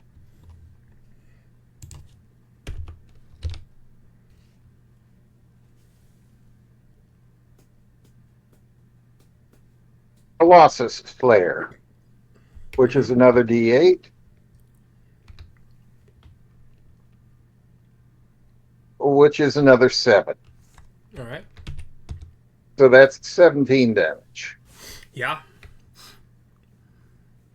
All right. Movement.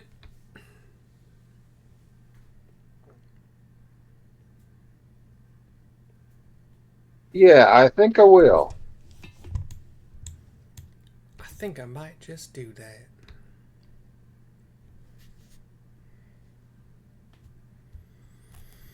Checking distance.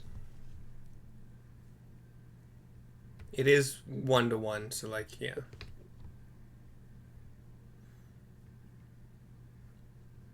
So like, yeah.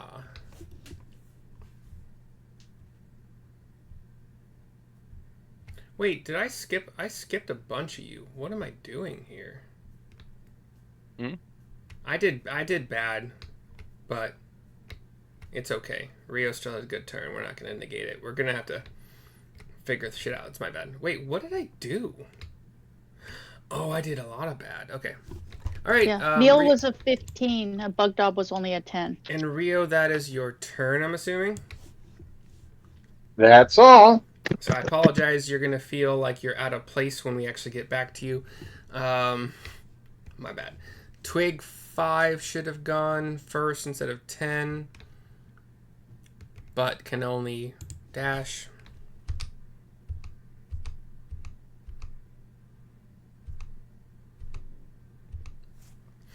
Twig 9 all should have gone before 10.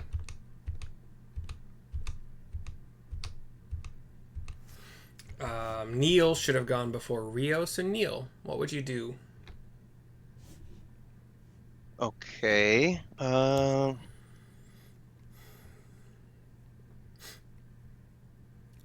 Technically, this orc would not have taken the arrows and been restrained at this point, so try to take that into account. Sure. But the tusks that are coming out of the funnels and the cloud in the sky, what's going on with that? Is it possible to target what's coming out of the cloud at this point? You can try.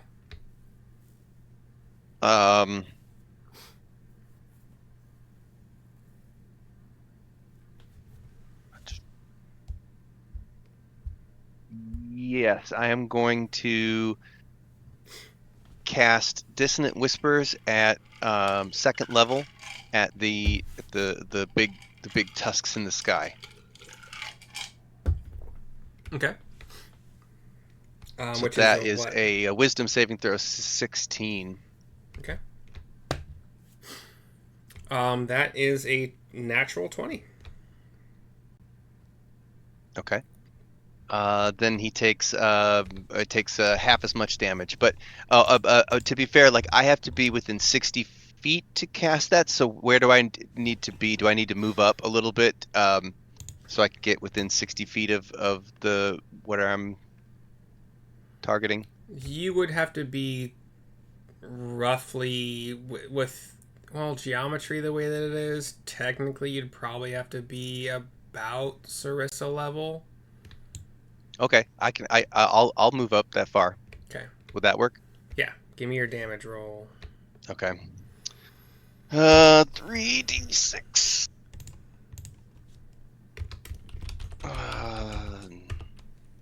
13 total. So to take that's only 6. Okay. Noted. And then as a bonus action, I will give Sarissa Bardic Inspiration. I'm assuming you'll put that note on. And that's the D4? No, it's a D8. Okay. On top of any D20 roll that you want. Okay. But you remember that you got to call it. You gotta say I want to put my Bardic on this. As soon as you know your roll, Okay. if you know it's low, you gotta be like I want to roll Bardic. Okay. It's the one that you have to. Yeah. If you think it is too low for what you want to do, call it. Okay. I believe is that all of your movement, Neil, or do you have a little bit more? I don't think you had to move too much to get there, but it may have been 30. No, but that's I'm not gonna move any closer. Or back. Oh, am I in melee now with Twig Blight 10? You didn't. You wouldn't have needed to be. No. Yeah, I You didn't could be intend to flying be. above him. So I would maybe it would say that I was like over here or something, not in melee. Or flying out of range above them. Either way works for me. Okay. All right, and then Twig Blight 10 did his thing, and Rio did his thing. So Bugdob. Okay. How you copy yourself so much, Neil, is beyond me. I'm putting myself on the effect tracker for Yeah. Oh, you don't have to worry about that, probably. This fight's not going to last 10 minutes. So Bugdob will move like kind of, right here, and he'll take he'll at I can't this guy. What is this one? Number 10? Yeah. Okay, hold on. Where's Bugdob? Okay. He'll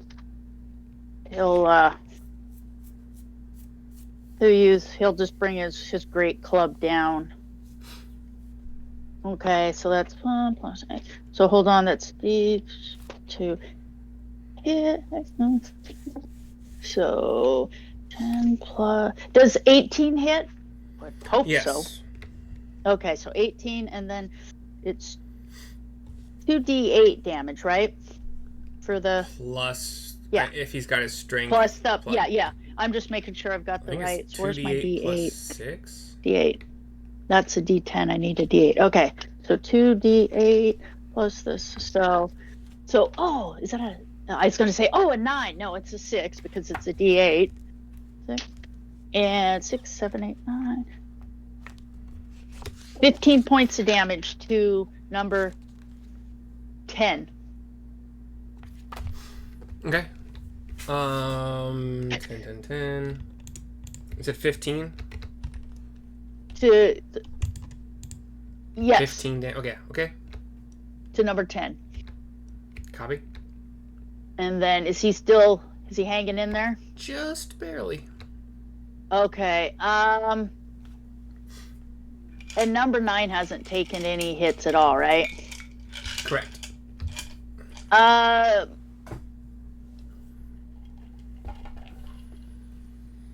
Well, Bugdob will, but so number 10's looking pretty rough. So he'll take a swing at number 9 too, just like smash. Okay. So number 9, he gets dead, and so you've got 12. I'm gonna assume 14 hits. No. It does. Oh. Phew. So okay, and Close then one. where's the D8? So 1. So he got a 3, which isn't great, and another 3, so that's 6. So 12 points of damage. gosh, we made him strong. Okay. Okay, number 9. Where'd I put him? And if he backs away, then he takes an opportunity attack. So he needs to stay, correct? He certainly opens himself up to that possibility. Okay, so he'll stay where he is. You said 12 points of damage? Yes. Okay, yeah. So 15 hit the twig blight and 14 hit the twig blight too. So it's somewhere lower is their AC then. All right. He wants to stay there. Sarissa, you're up. Sarissa. Oh boy. Well, since he's right there, number 10's just right in front of me. Can I just bring my I guess my sword down just right on top of him? Sure. Try to take him out. Yeah, so a dirty 20 hits for sure. Okay, and then because it's one-handed, because I've got a shield, 1d8 plus 8, so it's 11 points of damage. Yeah, you certainly do just cleave through this twiggy guy. Okay, and then she'll turn to the other one, who I'm assuming looks, a little bit damaged too. She'll have to move. Yeah. He's not right directly next to me, so I have to move into his range, right? You would have to, yeah. Unless okay. You want so what Sarissa will do instead is she'll take her javelin and just, if she can see out for this little tree right there, and chuck it at number 5. Number 5, okay. Number 5. Action, the javelin. And so that's 18. Does that hit? 18 does hit. It's a 6. So so it's the dot. I always get the dots mixed up. So does 15 hit? Oops. 15 does hit. You see. Okay. You see that your throw wasn't necessarily, like, it didn't look like it was actually on target, but the wind actually blew it on target, just barely. Okay, nice. So 14 hits, and then for damage, the javelin 15 is hits, not 14. So I got to find my D6, which I have trained. Come on, D. And so number 5. 13 points of damage. Here you go. Okay. And so is he looking bloodied at least? Sorry, I'm doing math. Oh yeah. Looking about as hurt as number 9. Okay, so number 5 and number 9, they look kind of rough. Similarly, pretty rough. Okay, but not as bad as number 10 did right before we killed him. Just barely not as bad as 10. Okay, so number 10 is dead. Yeah. Okay. Number 10 is down here. Dead. Bonus action?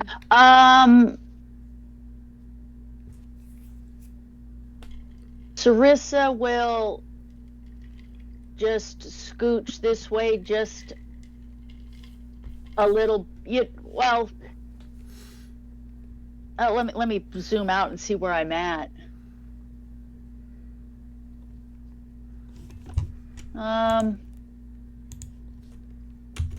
Sarissa will just kind of scooch over behind Bugdob like this for a minute, and kind of a little bit back, by Grebo.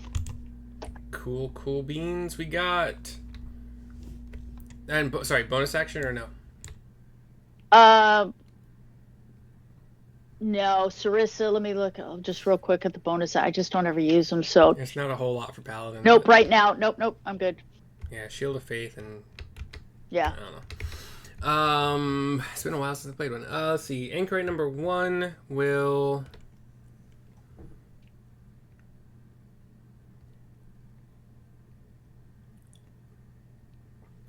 We'll see that this little twig buddy is already hurt enough that it's really not gonna matter.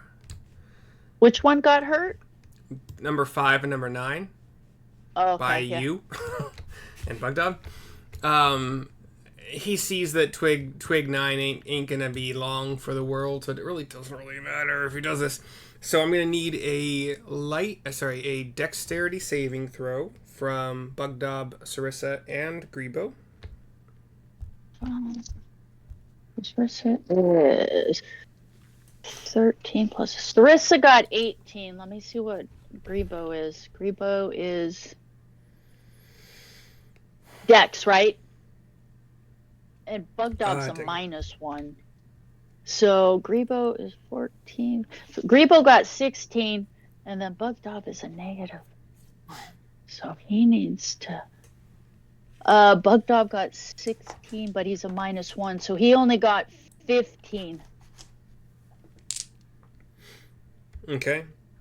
So I heard, was that 2 saving throws, or did I hear were all 3 of them? 3. Sarissa got 18.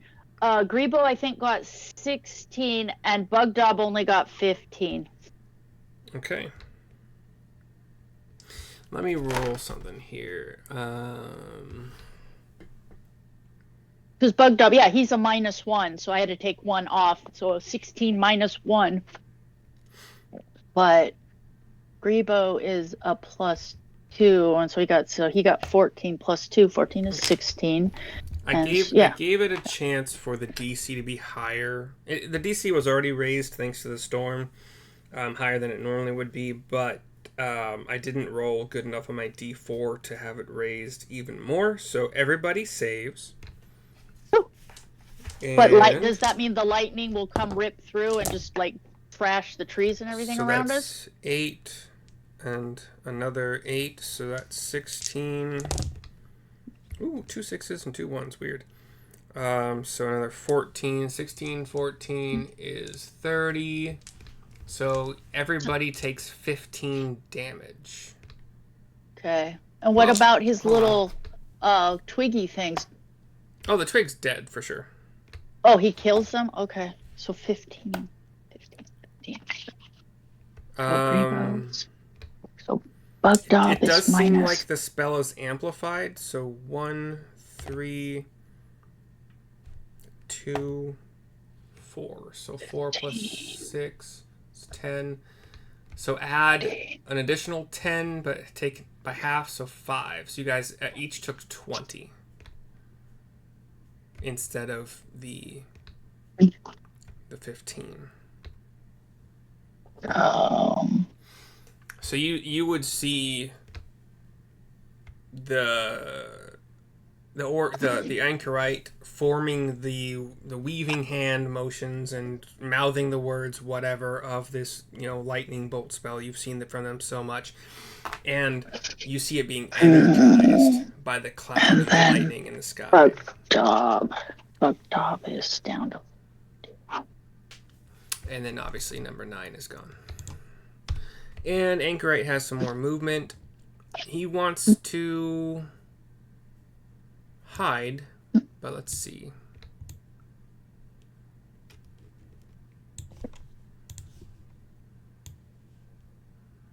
Can't quite get where he wants to go, but he's going to make his way there. However, given that this is a hill that reaches up to 90 feet tall, it's kind of hard for most of you guys over here to see him now. Like, it's kind of hidden by the slope, except maybe like his head. Maybe like I maybe even not even that much, but yeah. So that's Anchorite 1. Let me mark off that he loses lightning bolt. Okay, Twig 2.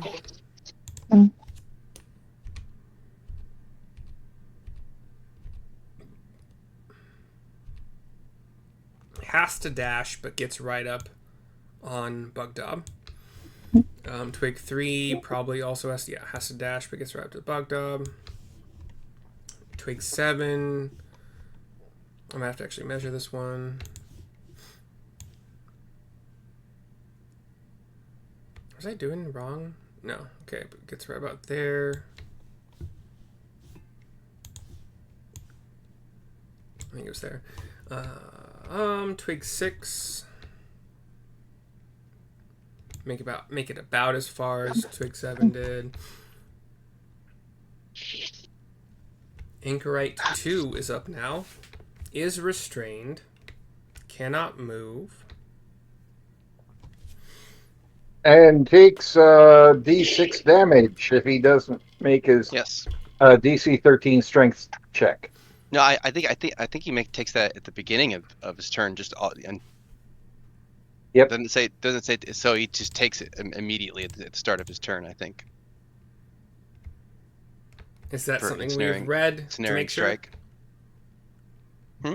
Is that something you guys read to make sure, or is it a speculation? I'm looking it up. I thought I read it. While restrained by this spell, the target takes D6 piercing damage at the start of each of its turns. Perfect. Start of each of its turns. Do you want to roll it, or do you want me to? Yeah, I trust you. Okay. 5.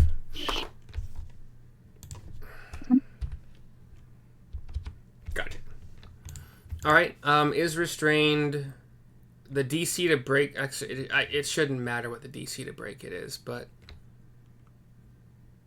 he would try no matter whether or not he knows what the DC is. He needs to get himself free. So using his action to try to break free, rolls a 17 plus 3 for a 20. So he breaks free and is no longer restrained. And that's it for the spell.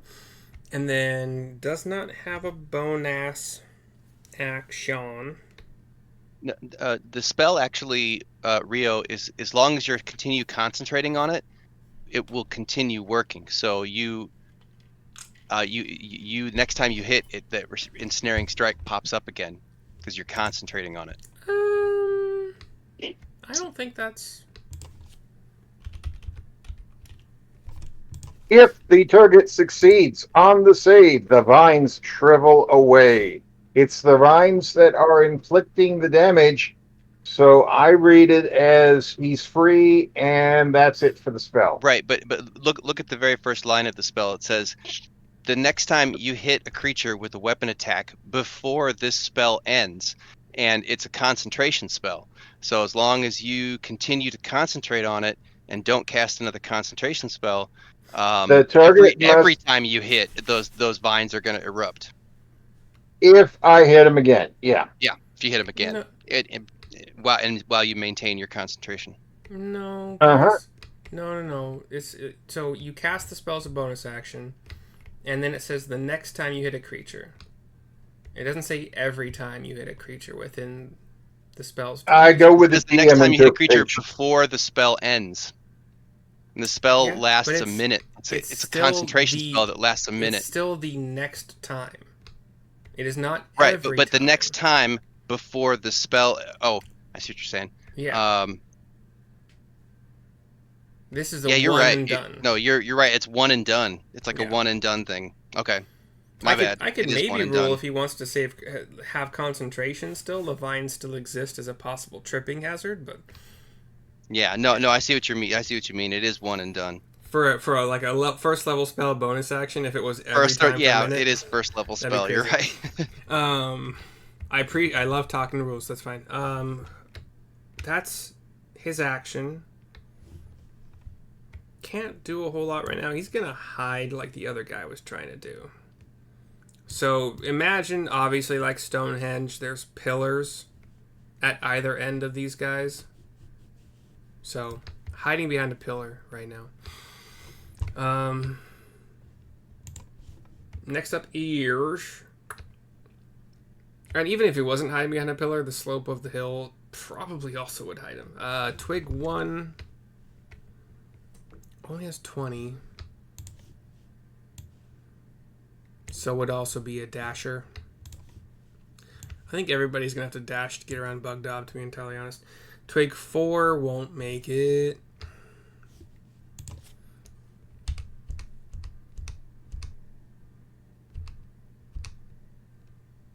Why does this measurement look so wrong compared to like what the movement is? Oh, because it's diagonals. Diagonals are not... Wait, are they being what they need to be? They are. So what is going differently? Can I ask a question? Never. So when Sarissa got hit with that lightning, even though she wasn't next to that thing, am I allowed to use my Hellish Rebuke, or does it have to be when they're right up on me? You can read the spell. Okay. And my second question is do I need to say it right when I get hit, or do I just wait till my turn and say, by the way, because it's not really a bonus action. It's it's underneath reaction. So hold on. Like, I just didn't want to get too far ahead, but like, do I wait till my turn, or do I say something right then? Hold on. It's a reaction, so it's not usually on your turn. Okay. So one reaction and response being damaged. You point your finger, and the creature that damaged you is momentarily surrounded by hellish flames. The creature must make a dex saving throw. If not, it takes blah, blah, blah. So there's more to it than that. And it's in the spell description. It's like when you are hit by blank. Or when you take damage from blank. You point your finger, and the creature that damaged you is momentarily surrounded by hellish flames. The creature must make a dex saving throw. It takes 2d10 fire damage, or fail save, it takes half as much damage.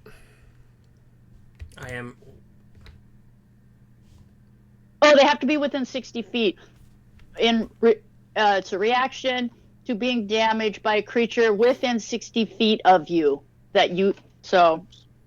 Yes, there's that star down there. So one reaction, which you take in response to being damaged by a creature within 60 feet of you that you can see. So yes, you could have used it when the lightning bolt was cast on you. Well, it was cast in your direction. Would you like to? Yes, of course. And I only get that once. I don't get to use it again. Like, it's kind of like, a one and done. It's your racial. Yeah. Yeah. So basically, I can point at him and be like, "Oh no, you didn't." Mm-hmm. So you can roll damage. I'll roll my dex save. Oh no, you didn't.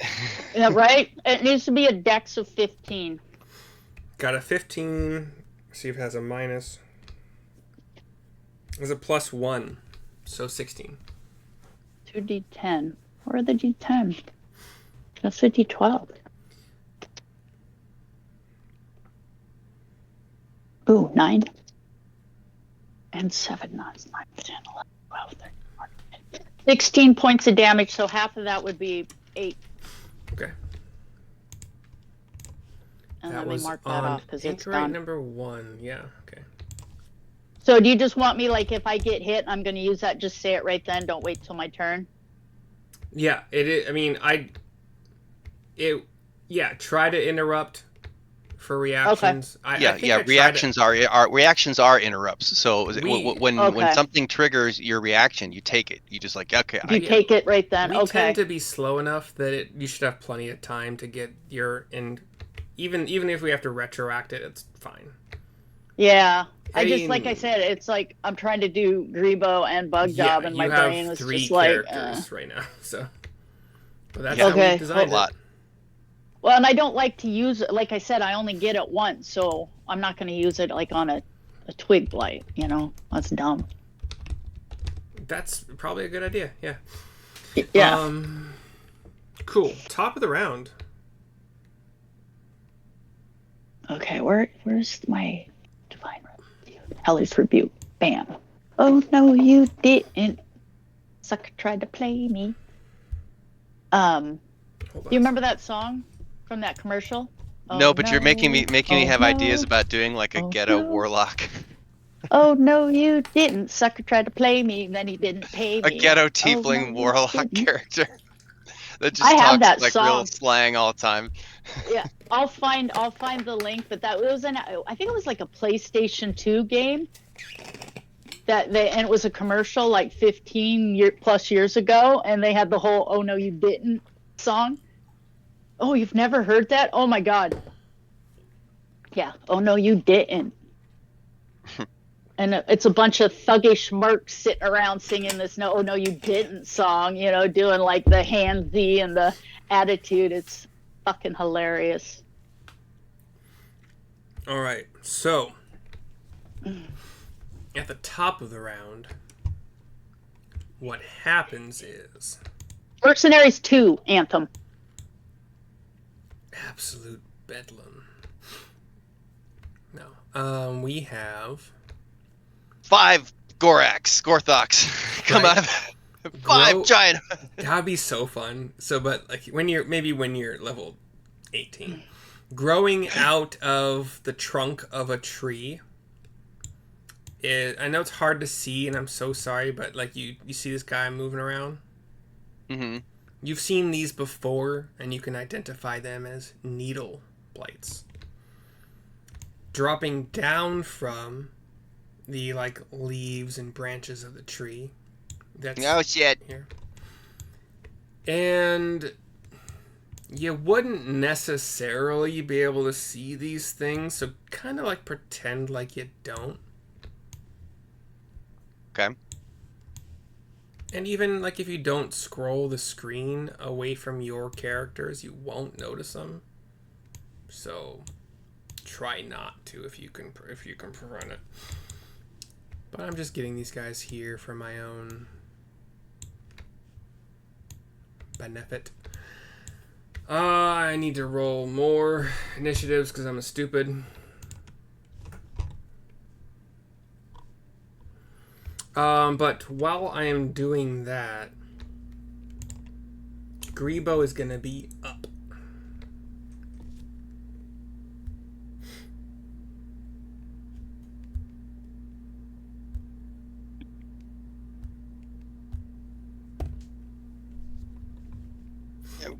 What the there's a big gigantic hog coming out of the clouds still, right? So you guys had noticed that it was forming slowly, like 1 minute per 1 foot of boar revealed, I see. and it's only been So a it's- round. Okay, so it's still coming out of the sky, but it's Yep. going very slowly. Okay. Yep. You would have seen 1/10 of 1 foot, which is 1.2 inches, if that matters.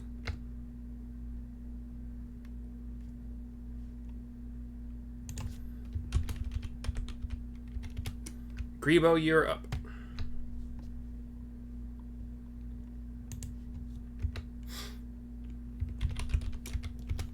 And I don't know if you're trying to talk, because I'm not looking at Discord right now, but you're muted if you are.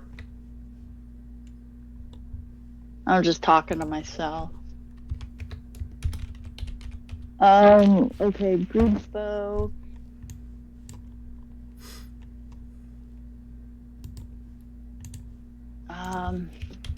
Too many things going on the Yeah. green. Okay. Anchorite, what? I don't need the centaur stat blocks anymore. I don't need the ogre. I'm just trying to clear it up so I can see what's going on. Okay. Grebo. He will. He used his all lightnings. Hold on just a second. Let me see a thing here.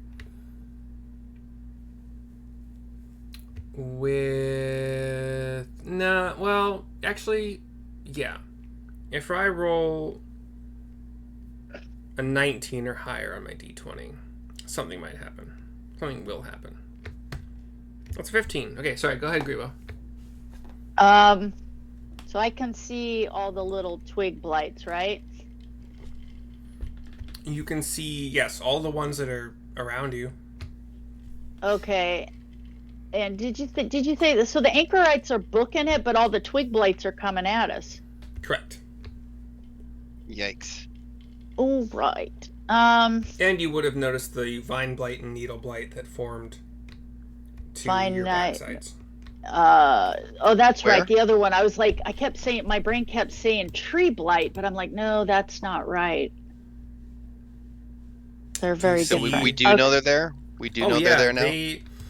Okay. That's a good one because vine. Well, We you didn't. might have heard of. No, you didn't see the ones all around the rest. Oh, of the I get you. We got you. You would have heard a thump of vines hitting the ground, and we would have known something was coming then, probably. yeah, maybe there's a little bit of a ripping sound as this needle blight emerges from the tree trunk. Needle blights are the next level tough, and then the vine blights. Those are the ones that are a little bit more badass. Those are the guys that were throwing the vines out when we fought them. When you fought these, you noticed that the vine blights were more robust, beefy, but the needle blights could attack you from range. Okay, so the needle blights were the ones that were range attacking us at the gully we just fought in? No, they weren't in the gully. I think the gully. Wait, that was vine blights. Did I do then. needle blights? Yeah, they were all vine blights in the gully. Okay, I'm pretty sure. So, and I think they could. They were. If you were within like 10 feet of them or something, they could. Yeah, they have a entangle you. radius 15 feet. If you were within 15 feet, they could entangle you. You're but the needle blight seemed like they could fuck you up from further away. They certainly can hit you from further away. Yeah, like I think it was like they could use their needles or something. Like they would spit them at you. Okay, Grebo will. Let me see.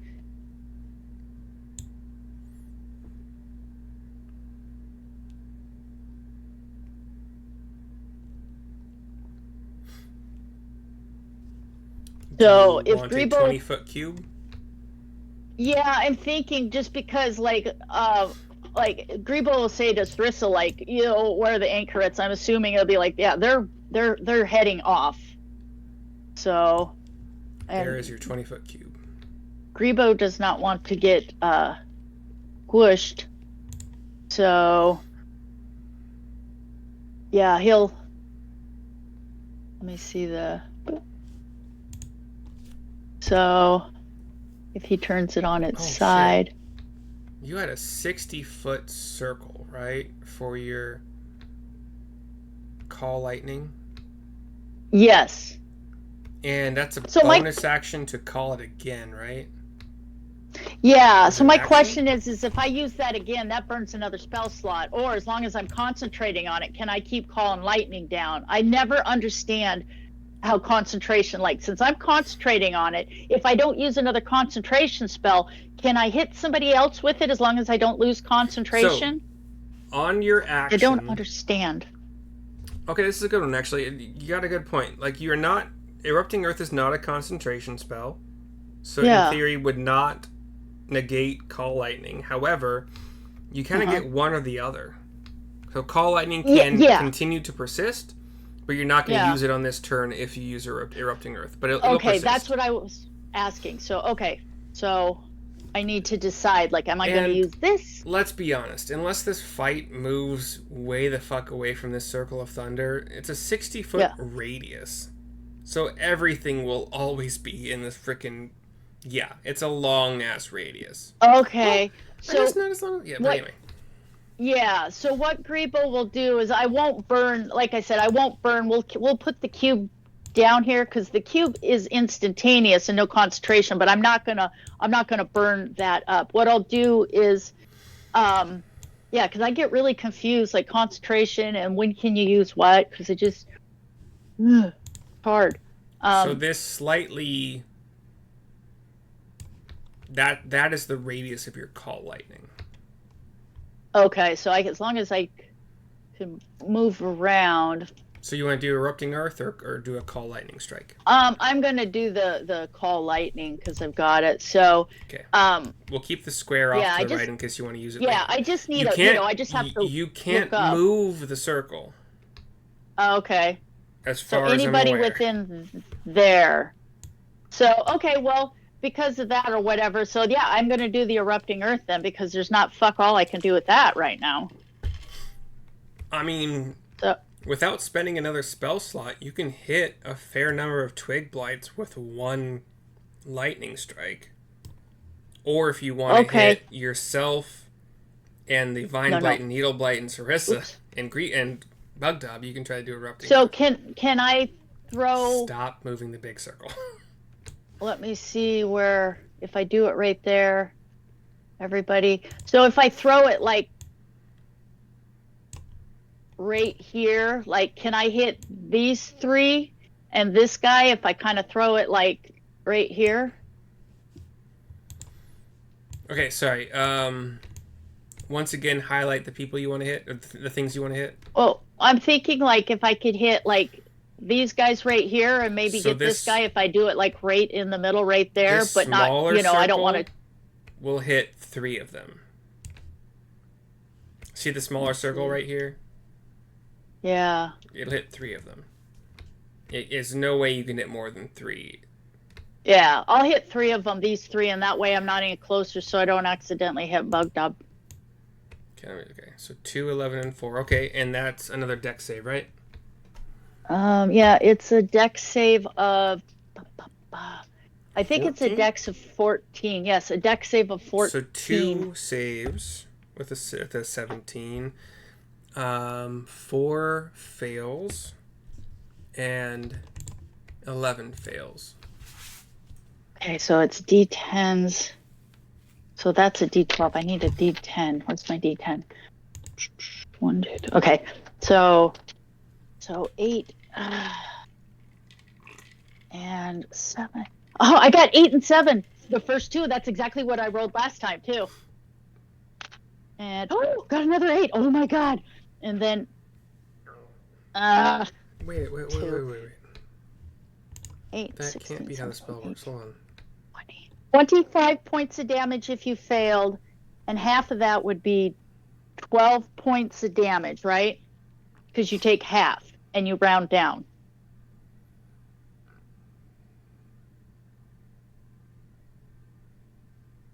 So 25 if you failed. Wow, it's actually 3d10 every action. Yeah. Holy shit, dude. That seems... Holy shit. So 12 points of damage if you failed, 25 if you didn't. You know what we forgot? And you can change your turn if you want to. Yeah. You and Sarissa were both hit with lightning. You took damage. I need some concentration checks from that lightning bolt earlier. Oh, okay. Where's concentration? Bugdub wasn't concentrating or anything, so it doesn't really matter. But +6. And Sarissa will have So that 14. bardic on her saving throw if she wants Okay, to. so Sarissa's saving throw is 14 plus... So 20. She got a dirty 20, That's Sarissa fine. did. Yeah. Let me see what Gribo's is. He's only... So 16, he got 16, 17. Gribo only got 16, 17. Gribo got 18. Yeah, 18, because he's a +2. Pretty sure... I don't remember the damage that the lightning bolt did, but I'm pretty sure it was far less than double 18.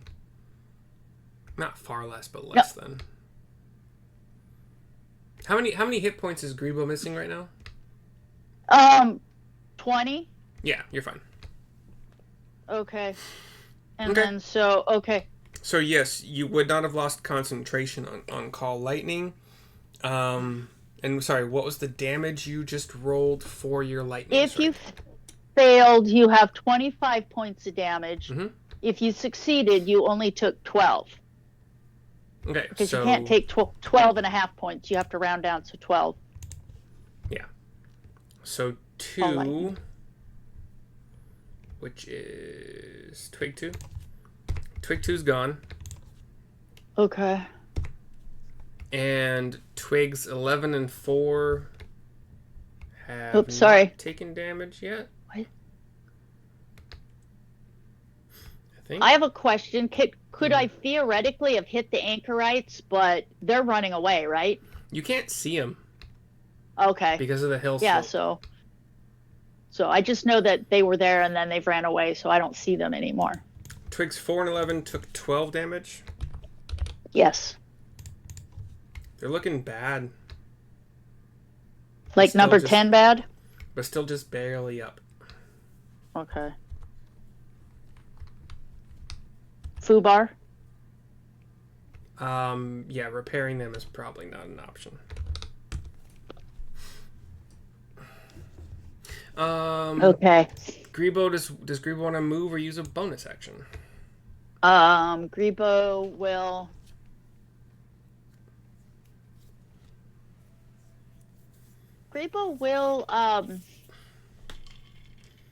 trying to see where I'm at. So Grebo will move...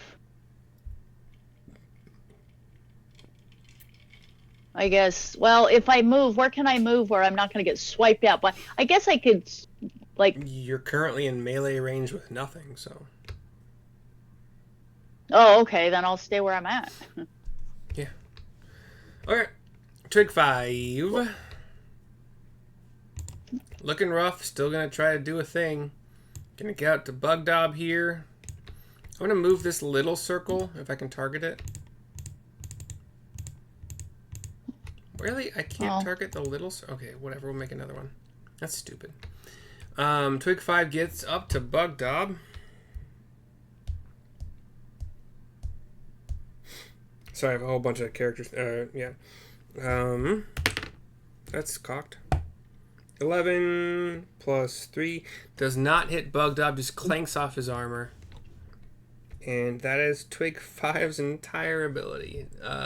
Needle 3, which you guys don't see, has 30. Yeah. Oh, fuck, I didn't label them. Okay, these are...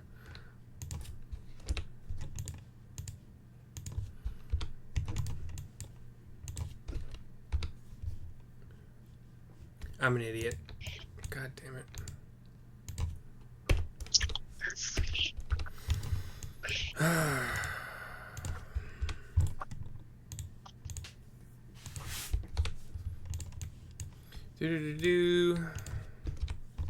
Please enjoy this elevator music until your party is reached.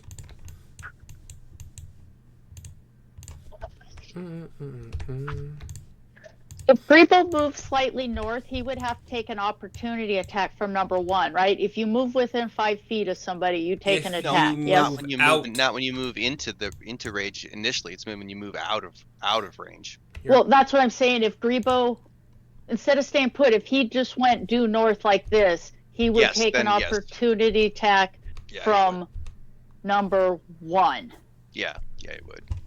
You have 30 feet of movement, though, so in theory, if you wanted to move up here, you could move in an arc.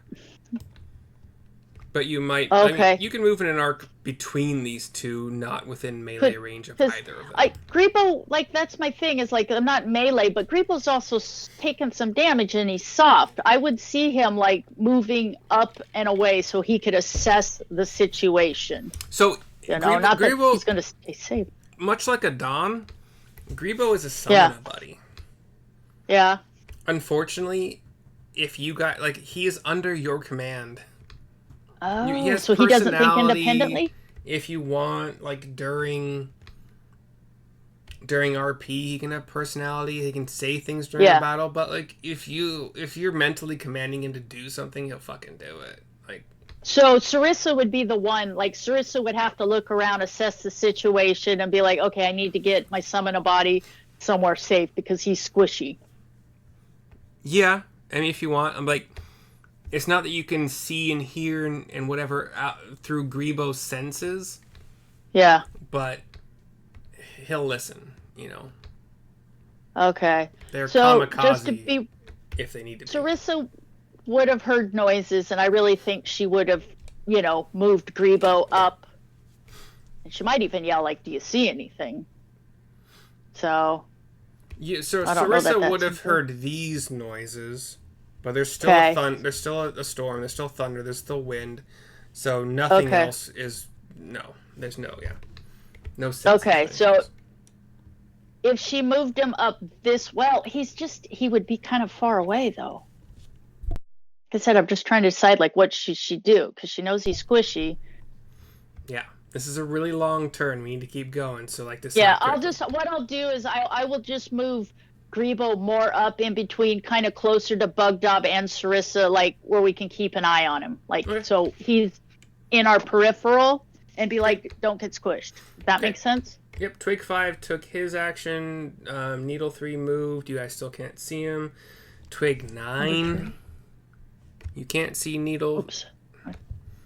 You can't see Needle 3, so please try to ignore the fact that it exists on the map. It's for my own benefit. Twig 9 is somewhere in this mass of twigs, isn't it? Or did we kill it? We kill it? Number 9 and number 9's dead. 10, didn't they both get nuked at the beginning? They got hurt at the beginning, but then they got killed later. Just didn't delete them from my... Okay. Needle 1 is up in your shit. Number 10 was the first one to die, and then number 5 and number 9, I think, both got nuked by the Anchorite when he shot through there. One of the twigs got nuked by the Anchorite that was already almost dead. I think that's the one that was 9 that I didn't... Yeah. You have this square in case you want Erupting Earth later. Oh my gosh! Stop clicking on this and moving. Well, I'm trying to move this, and every time I click on anything, it's dragging things. I literally I can't zoom out. I can't see what's going on. You can't zoom out? No, I'm trying to fucking zoom out, and it will not let me. So I'm moving around so I can see more than Grebo's token. It will not let me. I might have to drop out. Since you keep moving it, I'm just gonna delete it. We'll figure it out from the center of this circle. Okay, Needle 1 is within range of y'all. Sees that Grebo is concentrating on something and wants to shoot him. Like, sees that Grebo is doing spelly shit, whereas Sarissa's not even looking. So that is a ranged attack of +3 to hit. Sad. 16 plus 3 is 19. Yeah, it hits. Okay, that's 2d6 plus 1. That's 6 plus 1 is 7 damage, piercing, if that matters. Yeah. To Grebo, and then concentration check, I would say. 10 or higher. Concentration. 18 plus 2, a dirty 20. Yeah, so Call Lightning is still up. And that is their turn. Neil, you're up. Okay, Neil will fly over to Sarissa and touch her and cast Cure Wounds at 3rd level. Wow. I didn't know Sarissa got damaged. Oh, from Lightning Bolt. Yeah, so that's going to be... I rolled it on really bad, sorry. D&D Beyond. So 15 points of healing. Excellent. Thank you. Woo. Thank you, Neil. And I'll use the rest of my movement to fly back where I was, but I'm going to use... I'll wait till Riley gets back.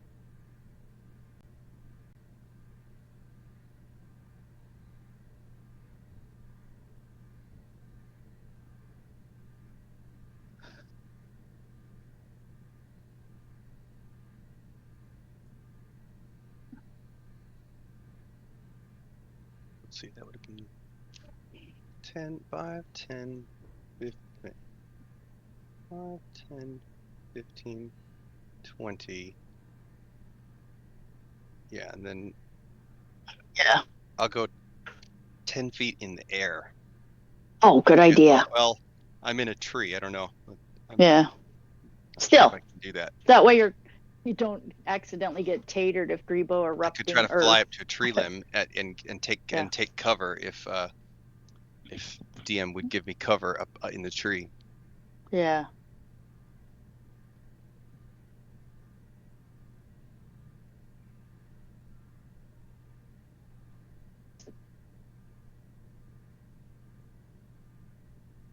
Let's see.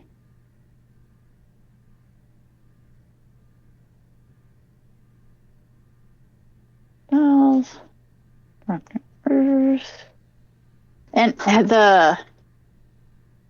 Has the vine or the needle blight, have they gone? Yeah, they did, because one of them just hit Grebo. One of them did. I'm not sure. There may be more. Yeah, the needle yet. one. Yeah, I think the needle one that's close to us.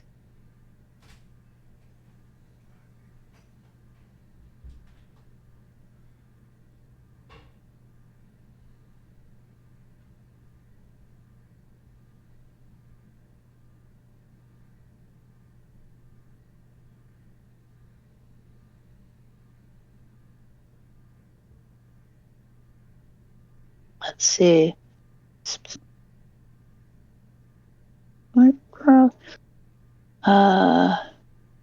No, that's concentration, so that's not going to work.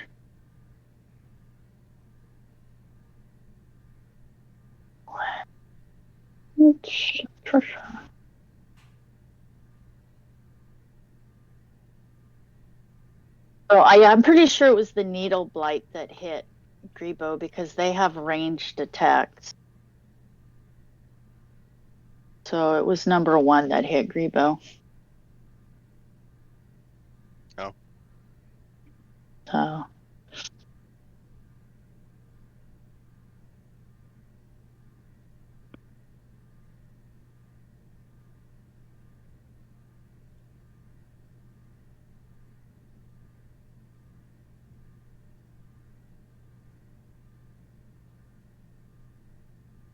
Is Rio still here?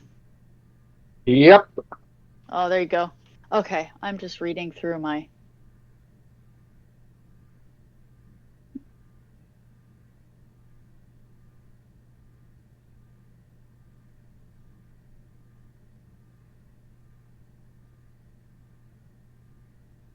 One, two, 4. Yeah.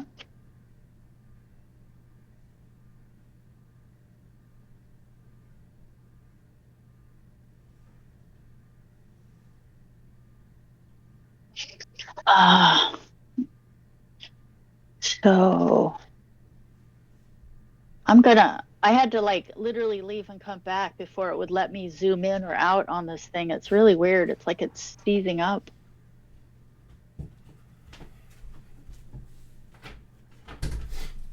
There we go.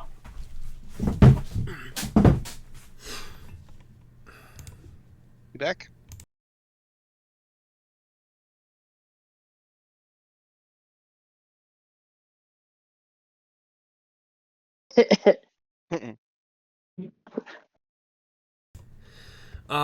I know that I heard Neil wanted to be up. Yeah, so actually I'm not entirely done. So Yeah. I flew over, touched her, did cure wounds. Then I'm going Cure to wounds do at bonus 3rd action. level? Yeah. And so it was 15 out of a possible 24. Right. So roll your D100. Okay.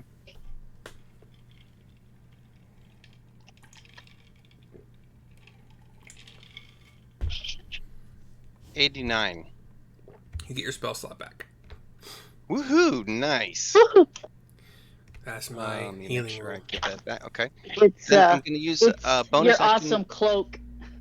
Yeah.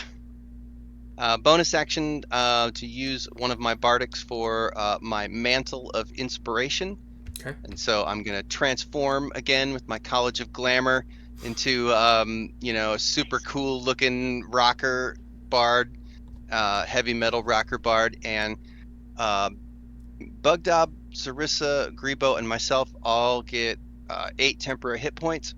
And we also can all move our speed right now without provoking opportunity attacks. So Neil will say spread out. We don't want to get hit by lightning again. Oh, that's true. Okay, let me add 8. Yeah, so make sure you're Hold on. documenting those 8 temps for your Sarissa, Bugdob. And then 8 for Bugdob Bugdob, so and yeah, Grebo. plus 8. Neil, do you get that too? Hmm? Do you get the 8 temps also? Yeah. I'm including myself in the total of 4 creatures that I can affect. It's total of 4 creatures that could include yourself or excluding yourself? Yeah, could include myself. And I'll use my movement to basically fly up into as high as I can into this tree. And can I get like cover if I go fly up and land on a tree limb, kind of up at the top of this tree? I mean, yeah, as long as you're being honest with your total movement speed, including height, then if it's relatively close to what 30 feet will get you, then fine. Yeah, I'll go like 30, Or, I guess 30 feet up into the tree. Do you get the bonus movement speed as well? Yeah. You do, yeah. But you've all used your reaction. Yeah. Just if you want to. You don't have to move, but you use your reaction to move. Yeah. Right, so we don't get to use any more reactions. Until the start of your next turn, yeah. Yeah.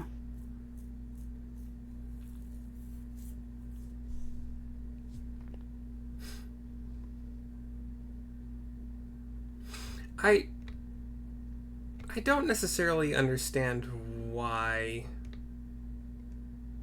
that ability gives... Like, I understand the extra movement, that's fine.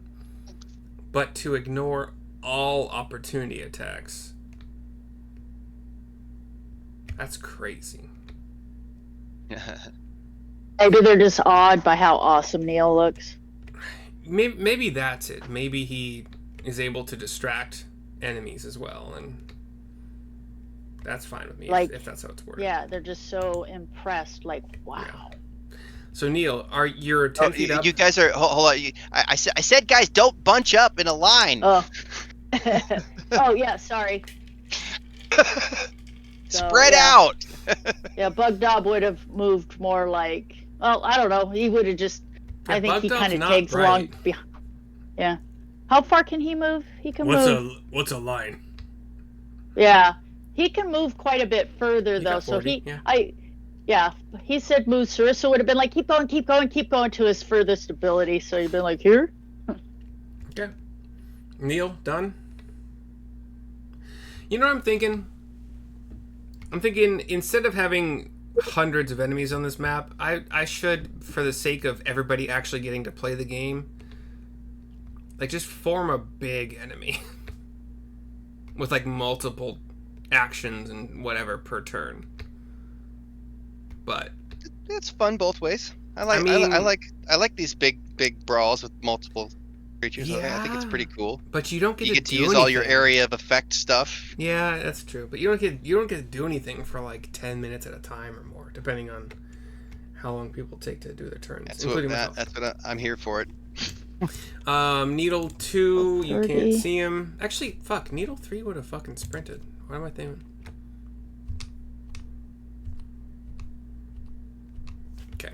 So you kind of start to see Needle 3 joining the thing. Needle 2.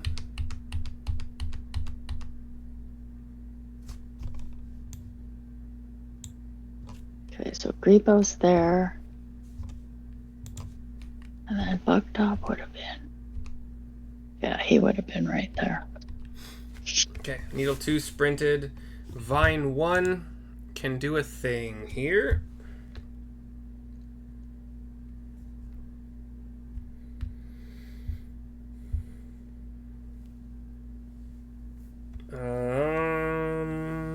It's on the ground.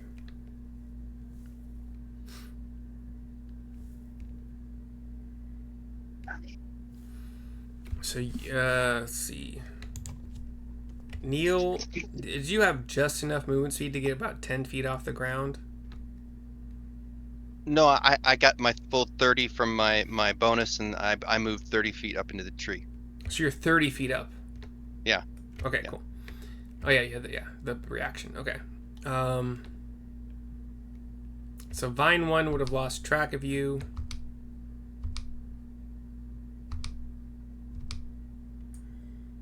It's a 15-foot radius, but I don't think he knows distance as well as you would think so. Gets up in the business of Sarissa and Grebo, but you kind of notice it kind of had a dash, like it was expending more of itself to get there. Rio, you're up. Yeah, did I shoot 1 or 2? Last time. You did your little bonusy 1d4 thing on number 2.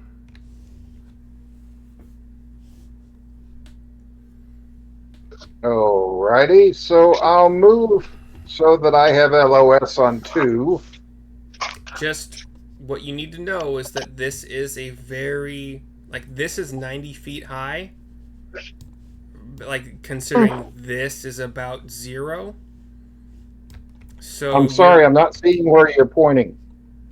So this center is 90 feet, and then 0 would be behind you by like about 20 feet. So you're looking up a slope, and then number 2 from your point is possibly hidden by the slope, likely hidden. So you're seeing that there's a high spot between us.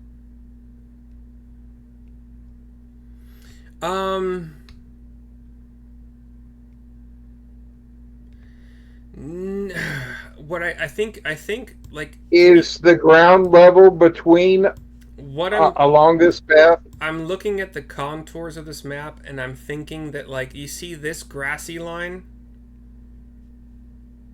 You see that little jagged or whatever squiggly line?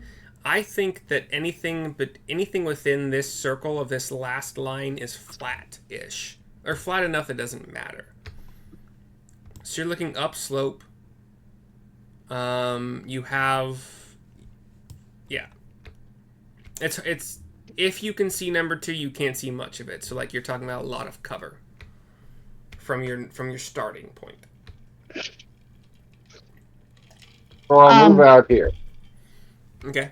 From there, I'd say, like, maybe at most a quarter cover, but from there, you can see all of number 2. Okay. Did you mean to move the needle blight up next to Sarissa and Grebo? That's a vine blight. Because the vine blights only have 10 feet of movement, so how did it just move 40 feet even with dashing? Oh, fuck, they have 10. Okay. You shouldn't be checking monster stats, but it's okay that you did this time because I got it wrong. Hold on. Well, because I was really confused because at the last fight... I thought they had 20. My bad. They remember they just didn't go anywhere. And so I was like, oh, did they... My bad. No, I was just confused because they, in the goalie, they kind of stayed where they were and they were moving real slow. And I'm like, oh, did I miss something? All right, Neil, or Rio, what you doing?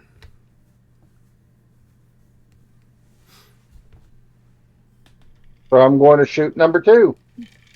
Copy.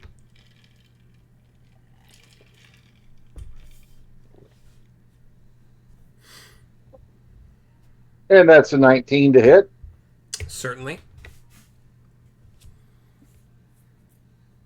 So we start with a 13 damage, and then add a D8 to D4. Did you say D8 or D8 and? And. Okay. The D4 is a 1. The D8 is a 6. So lump that all together, and that's 20 points of out. Yeah, that's our ranger. Anchorite 2. And then arrow number 2. Yeah, Anchorite 2 is looking bad. 20. Okay. He bad. He bad. And I just rolled a 12, so that's a probable miss. It does miss. Okay. Now, how much did I move to get there? I think I gave you a little bit of extra movement, as I want to do, given that it's... That was 30 feet of movement. Sure. Yeah. Like, you might have 5. That's fine. So I'll pull back some. Because I remember that these two no-goodniks have some spells I'd like to avoid. Certainly. And even just a little bit of cover might help. Did I? Okay, I didn't. Okay, cool. Vine 4 is up with 10 feet of movement speed because I'm an idiot. Oh, I just thought maybe I'd missed something. Like, why didn't they move, and why are they moving now? I mean, yeah. So, obviously, meta-wise, as long as you're not using stat blocks to game the system, then calling me on when I get things wrong is totally fine. Well, I was just confused. Like, did I miss something last cool. time? Like, cool. what did I miss? We're at 10 minutes left. We're going to get through this. 4 cannot get us 10 feet. Yeah, he would encroach another 10. It's a dash. Okay. Bug Dob. Followed by Sarissa. Let's see, how far has he got to go? Bug Dob would... Can he hold an action? Like, Sarissa's like, kind of like, stay here, don't, if anything attacks. Can he hold his, like, great club? Like, if something comes up to you, Bug Dob, squish it. Yeah, I treat him like a player character in that respect. Or actually, okay, so, NPCs can hold their action too, so. Okay, yeah, because like I said, like we got away, and so Sarissa's basically told him, as soon as something comes up to you, squish it, kill it. I like how you built him like a tank, and then you treat him like he's a wizard. Yeah, well, it's because I don't know how to play tank. Like I said, at this point, Sarissa's got him like, don't go wandering off, because like if he just goes wandering off, then he could end up getting killed, and then you feel a sense of responsibility. Yeah, so it's like if anything comes close to you and us, kill it. Sarissa. Right. Oh, it's Sarissa's turn. Yep. Let's see, we'll Sarissa. Get through this round and then probably we're done with it. Can she throw her javelin at number 1? Number 1. Those are the vine ones, from last time. Yeah. So I will throw my javelin at dude. Yeah. And so 19 hits. Yes. Okay, sweet. And then 1d6 plus 8. I'm going to pull out one of my trained dice. Good luck. Oh, plus 8? 4. I think that's for melee, by the way. So I think we talked, yeah. So I only add 7 to it? Wait, no. Is this the one where we're saying if you're holding a melee weapon in one hand and no other weapon, then... Is that the discussion we had last week?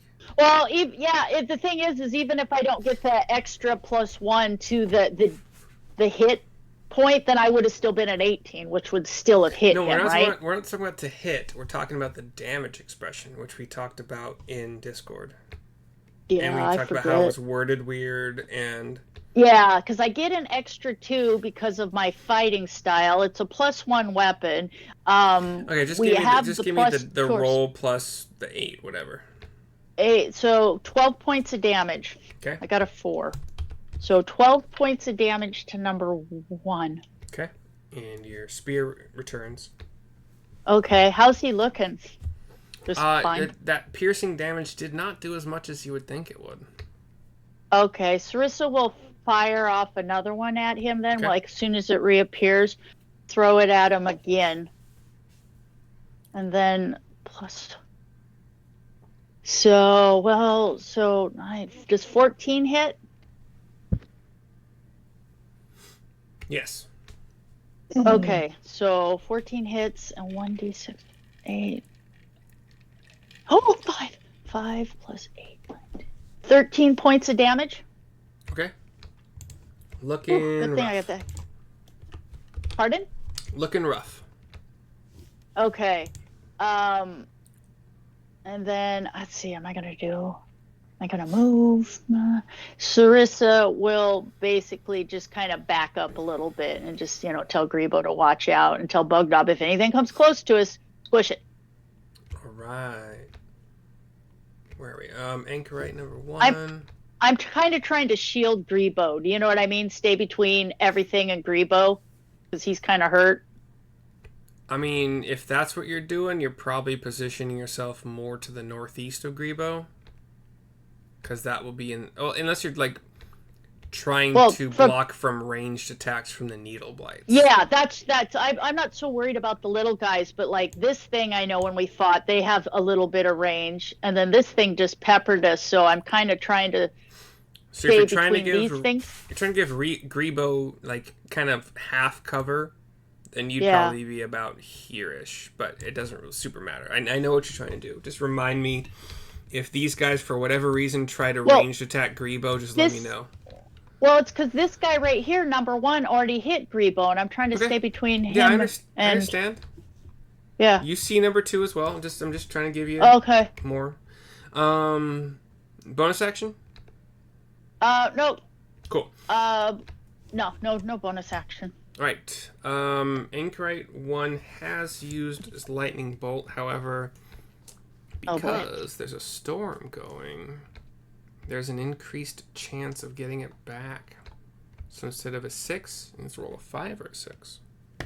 That's 2. So still has lightning bolt missing.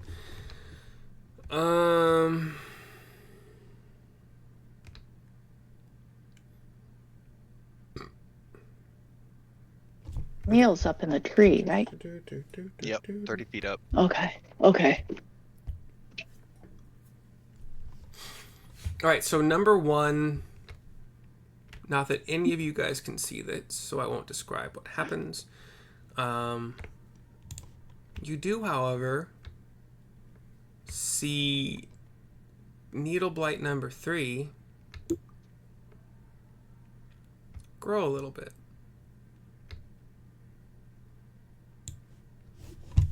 Oh. Where's Needle Blight 3 on my list here? There we go. I think he's far to the west. Nope, it's the one that I just grew a little bit.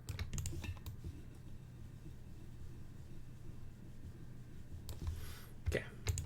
Oh. Cool. All right. And then, not that you can see this as well, but he will hide more than he already. Oh no. He's not hidden already, but except for the hill. But Twig 3. Where are you, dude? Did Twig 3 die? What am I doing? No, Twig 3 is underneath Twig 11. Oh, there it is. Yeah, sorry. Thank you. Shoot. Can't do a lot, but has enough movement speed to reach Sarissa, I think. 20 feet? We'll see. 5. Yep, there's 20. There's 12 to reach Sarissa. And gonna attack. That is a +3 to hit. That's a 14 + 3, so 17. No. Okay. So Sarissa gets a shield up in time, and Twig 3 looks sad. Twig 7. Prepare to die. Let's do a roll of Bug Dob or... Actually, yeah, I have a D6. So 2 is Bug Dob, 1 to 2 is Bug Dob, 3 to 4 is Grebo, 5 to 6 is Sarissa. That's a 1 for Bug Doob. Attacks Bug Dob, which is the saddest thing because there's Does Bug Dob get his held action because he comes at him too? Yeah. Yes. Okay. Awesome. Good job remembering. I can see Bug Dob standing there with his great club kind of doing the pee-pee dance. Do his attack first because this one gets in range before it has a chance to swipe. Okay, so Bug Dob will... Let's see, so the D20 plus almost 8 does 18 hit? Of course. Okay, 18 hits and 2d8 plus 2d8, d8, d8. No. So, a 6 and 7, so 6, 7, 12, 13. 6, 7, 13. 19 points of damage. Okay. Smooth. With the great club. Yes, does pretty good chunk of damage for this guy. Still gets his hit, which is a 15 plus 3 for 18. 18. Bug Dob is... What is my... Where's Bug Dob? Nope. Doesn't hit him Is because he- I have my is he shield. 20? Yes. Is he 18 plus 2? Yeah, okay, 20. Okay. Cool. Yeah. So just clangs off of like the side of Bugdob's armored arm after being smashed into close to smithereens. Vine through. You make Bugdob do a funny laugh, like that's funny. Now you're gonna die. Laugh the. I could. We're trying to get through this. Vine 3's over here and slows balls. Why do you even make him? Who knows? That's it. Vine 2. Also slows balls. Why'd I make him? Twig 6 is up here. Only one he can probably reach is Bugdob, so he's going to go and try to attack him. Okay. That's not going to hit with an 11. Oh, another dejected Twig, man. Anchorite 2. If anybody could see him or them, her, Question, whatever. Go since ahead. Bugdob gets 2 swings, can he have 2 swings held because he Not for squished a the one that held. attacked him? Yeah, not for a held Okay. action, yeah. Okay. Anchorite 2 has not used his lightning bolt. And guess who is in a line? Bugdob. Let's see if he can get down here. Yeah, dude. So, sensing that he's nearing the end, he's gonna launch a line here. And it's gonna hit the same 3 it did last time. I think is that the same thing? Okay, so dexterity saving throws from Bugdob, Sarissa, Grebo. Yeah. So, Sarissa got 18. Okay. And then Bugdob's a -1.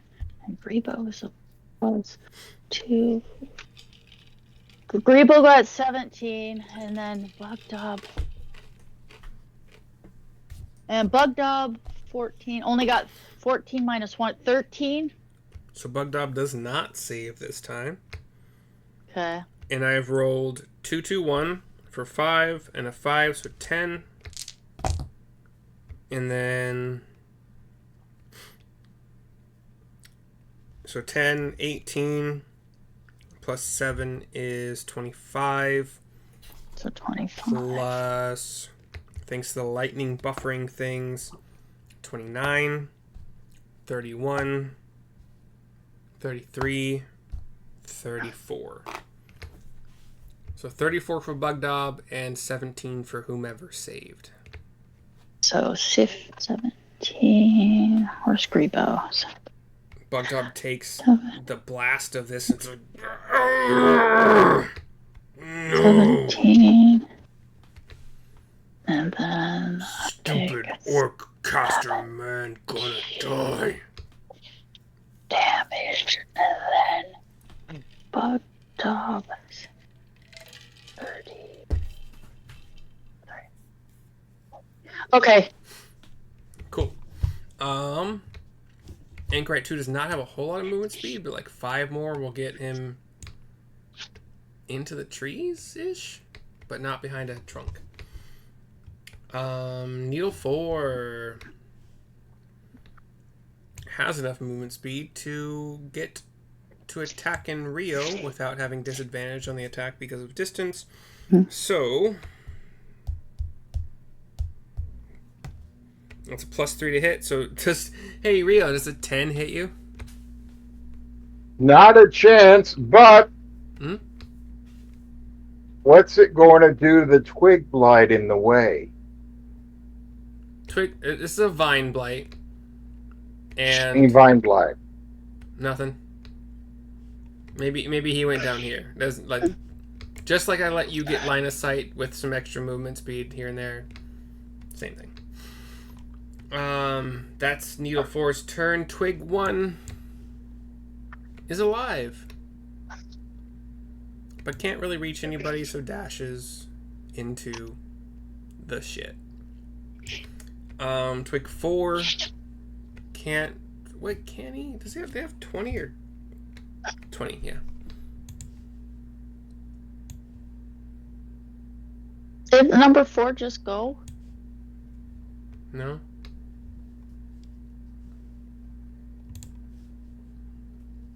Four can reach Sarissa with a 20. Has a +3 to hit. That's a 3 + 3 is 6. Hey, does a 6 hit you? No. Cool beans. Twig 8 can certainly reach any of you. So we'll roll another d6. Same rules as last time. That's a 6, so it's Sarissa. Hey, does a 12 hit you? Nope. Cool. This is a fun fight for me. Twig 11. I need to create like area of attack spells are fun and all, but I just create like 3 big monsters next time. This is fucked. Yeah. I'll roll a d6 again. That's a 1, so bug dub.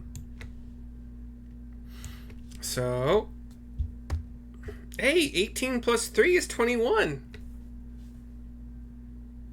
Yes. Yeah. Hey, guess what? It's only a fucking d4 + 1 damage. How? Wait. Okay. So there's 4 damage to bug dub. How? So okay. And that is technically the end of the round. It is 7:07 Central.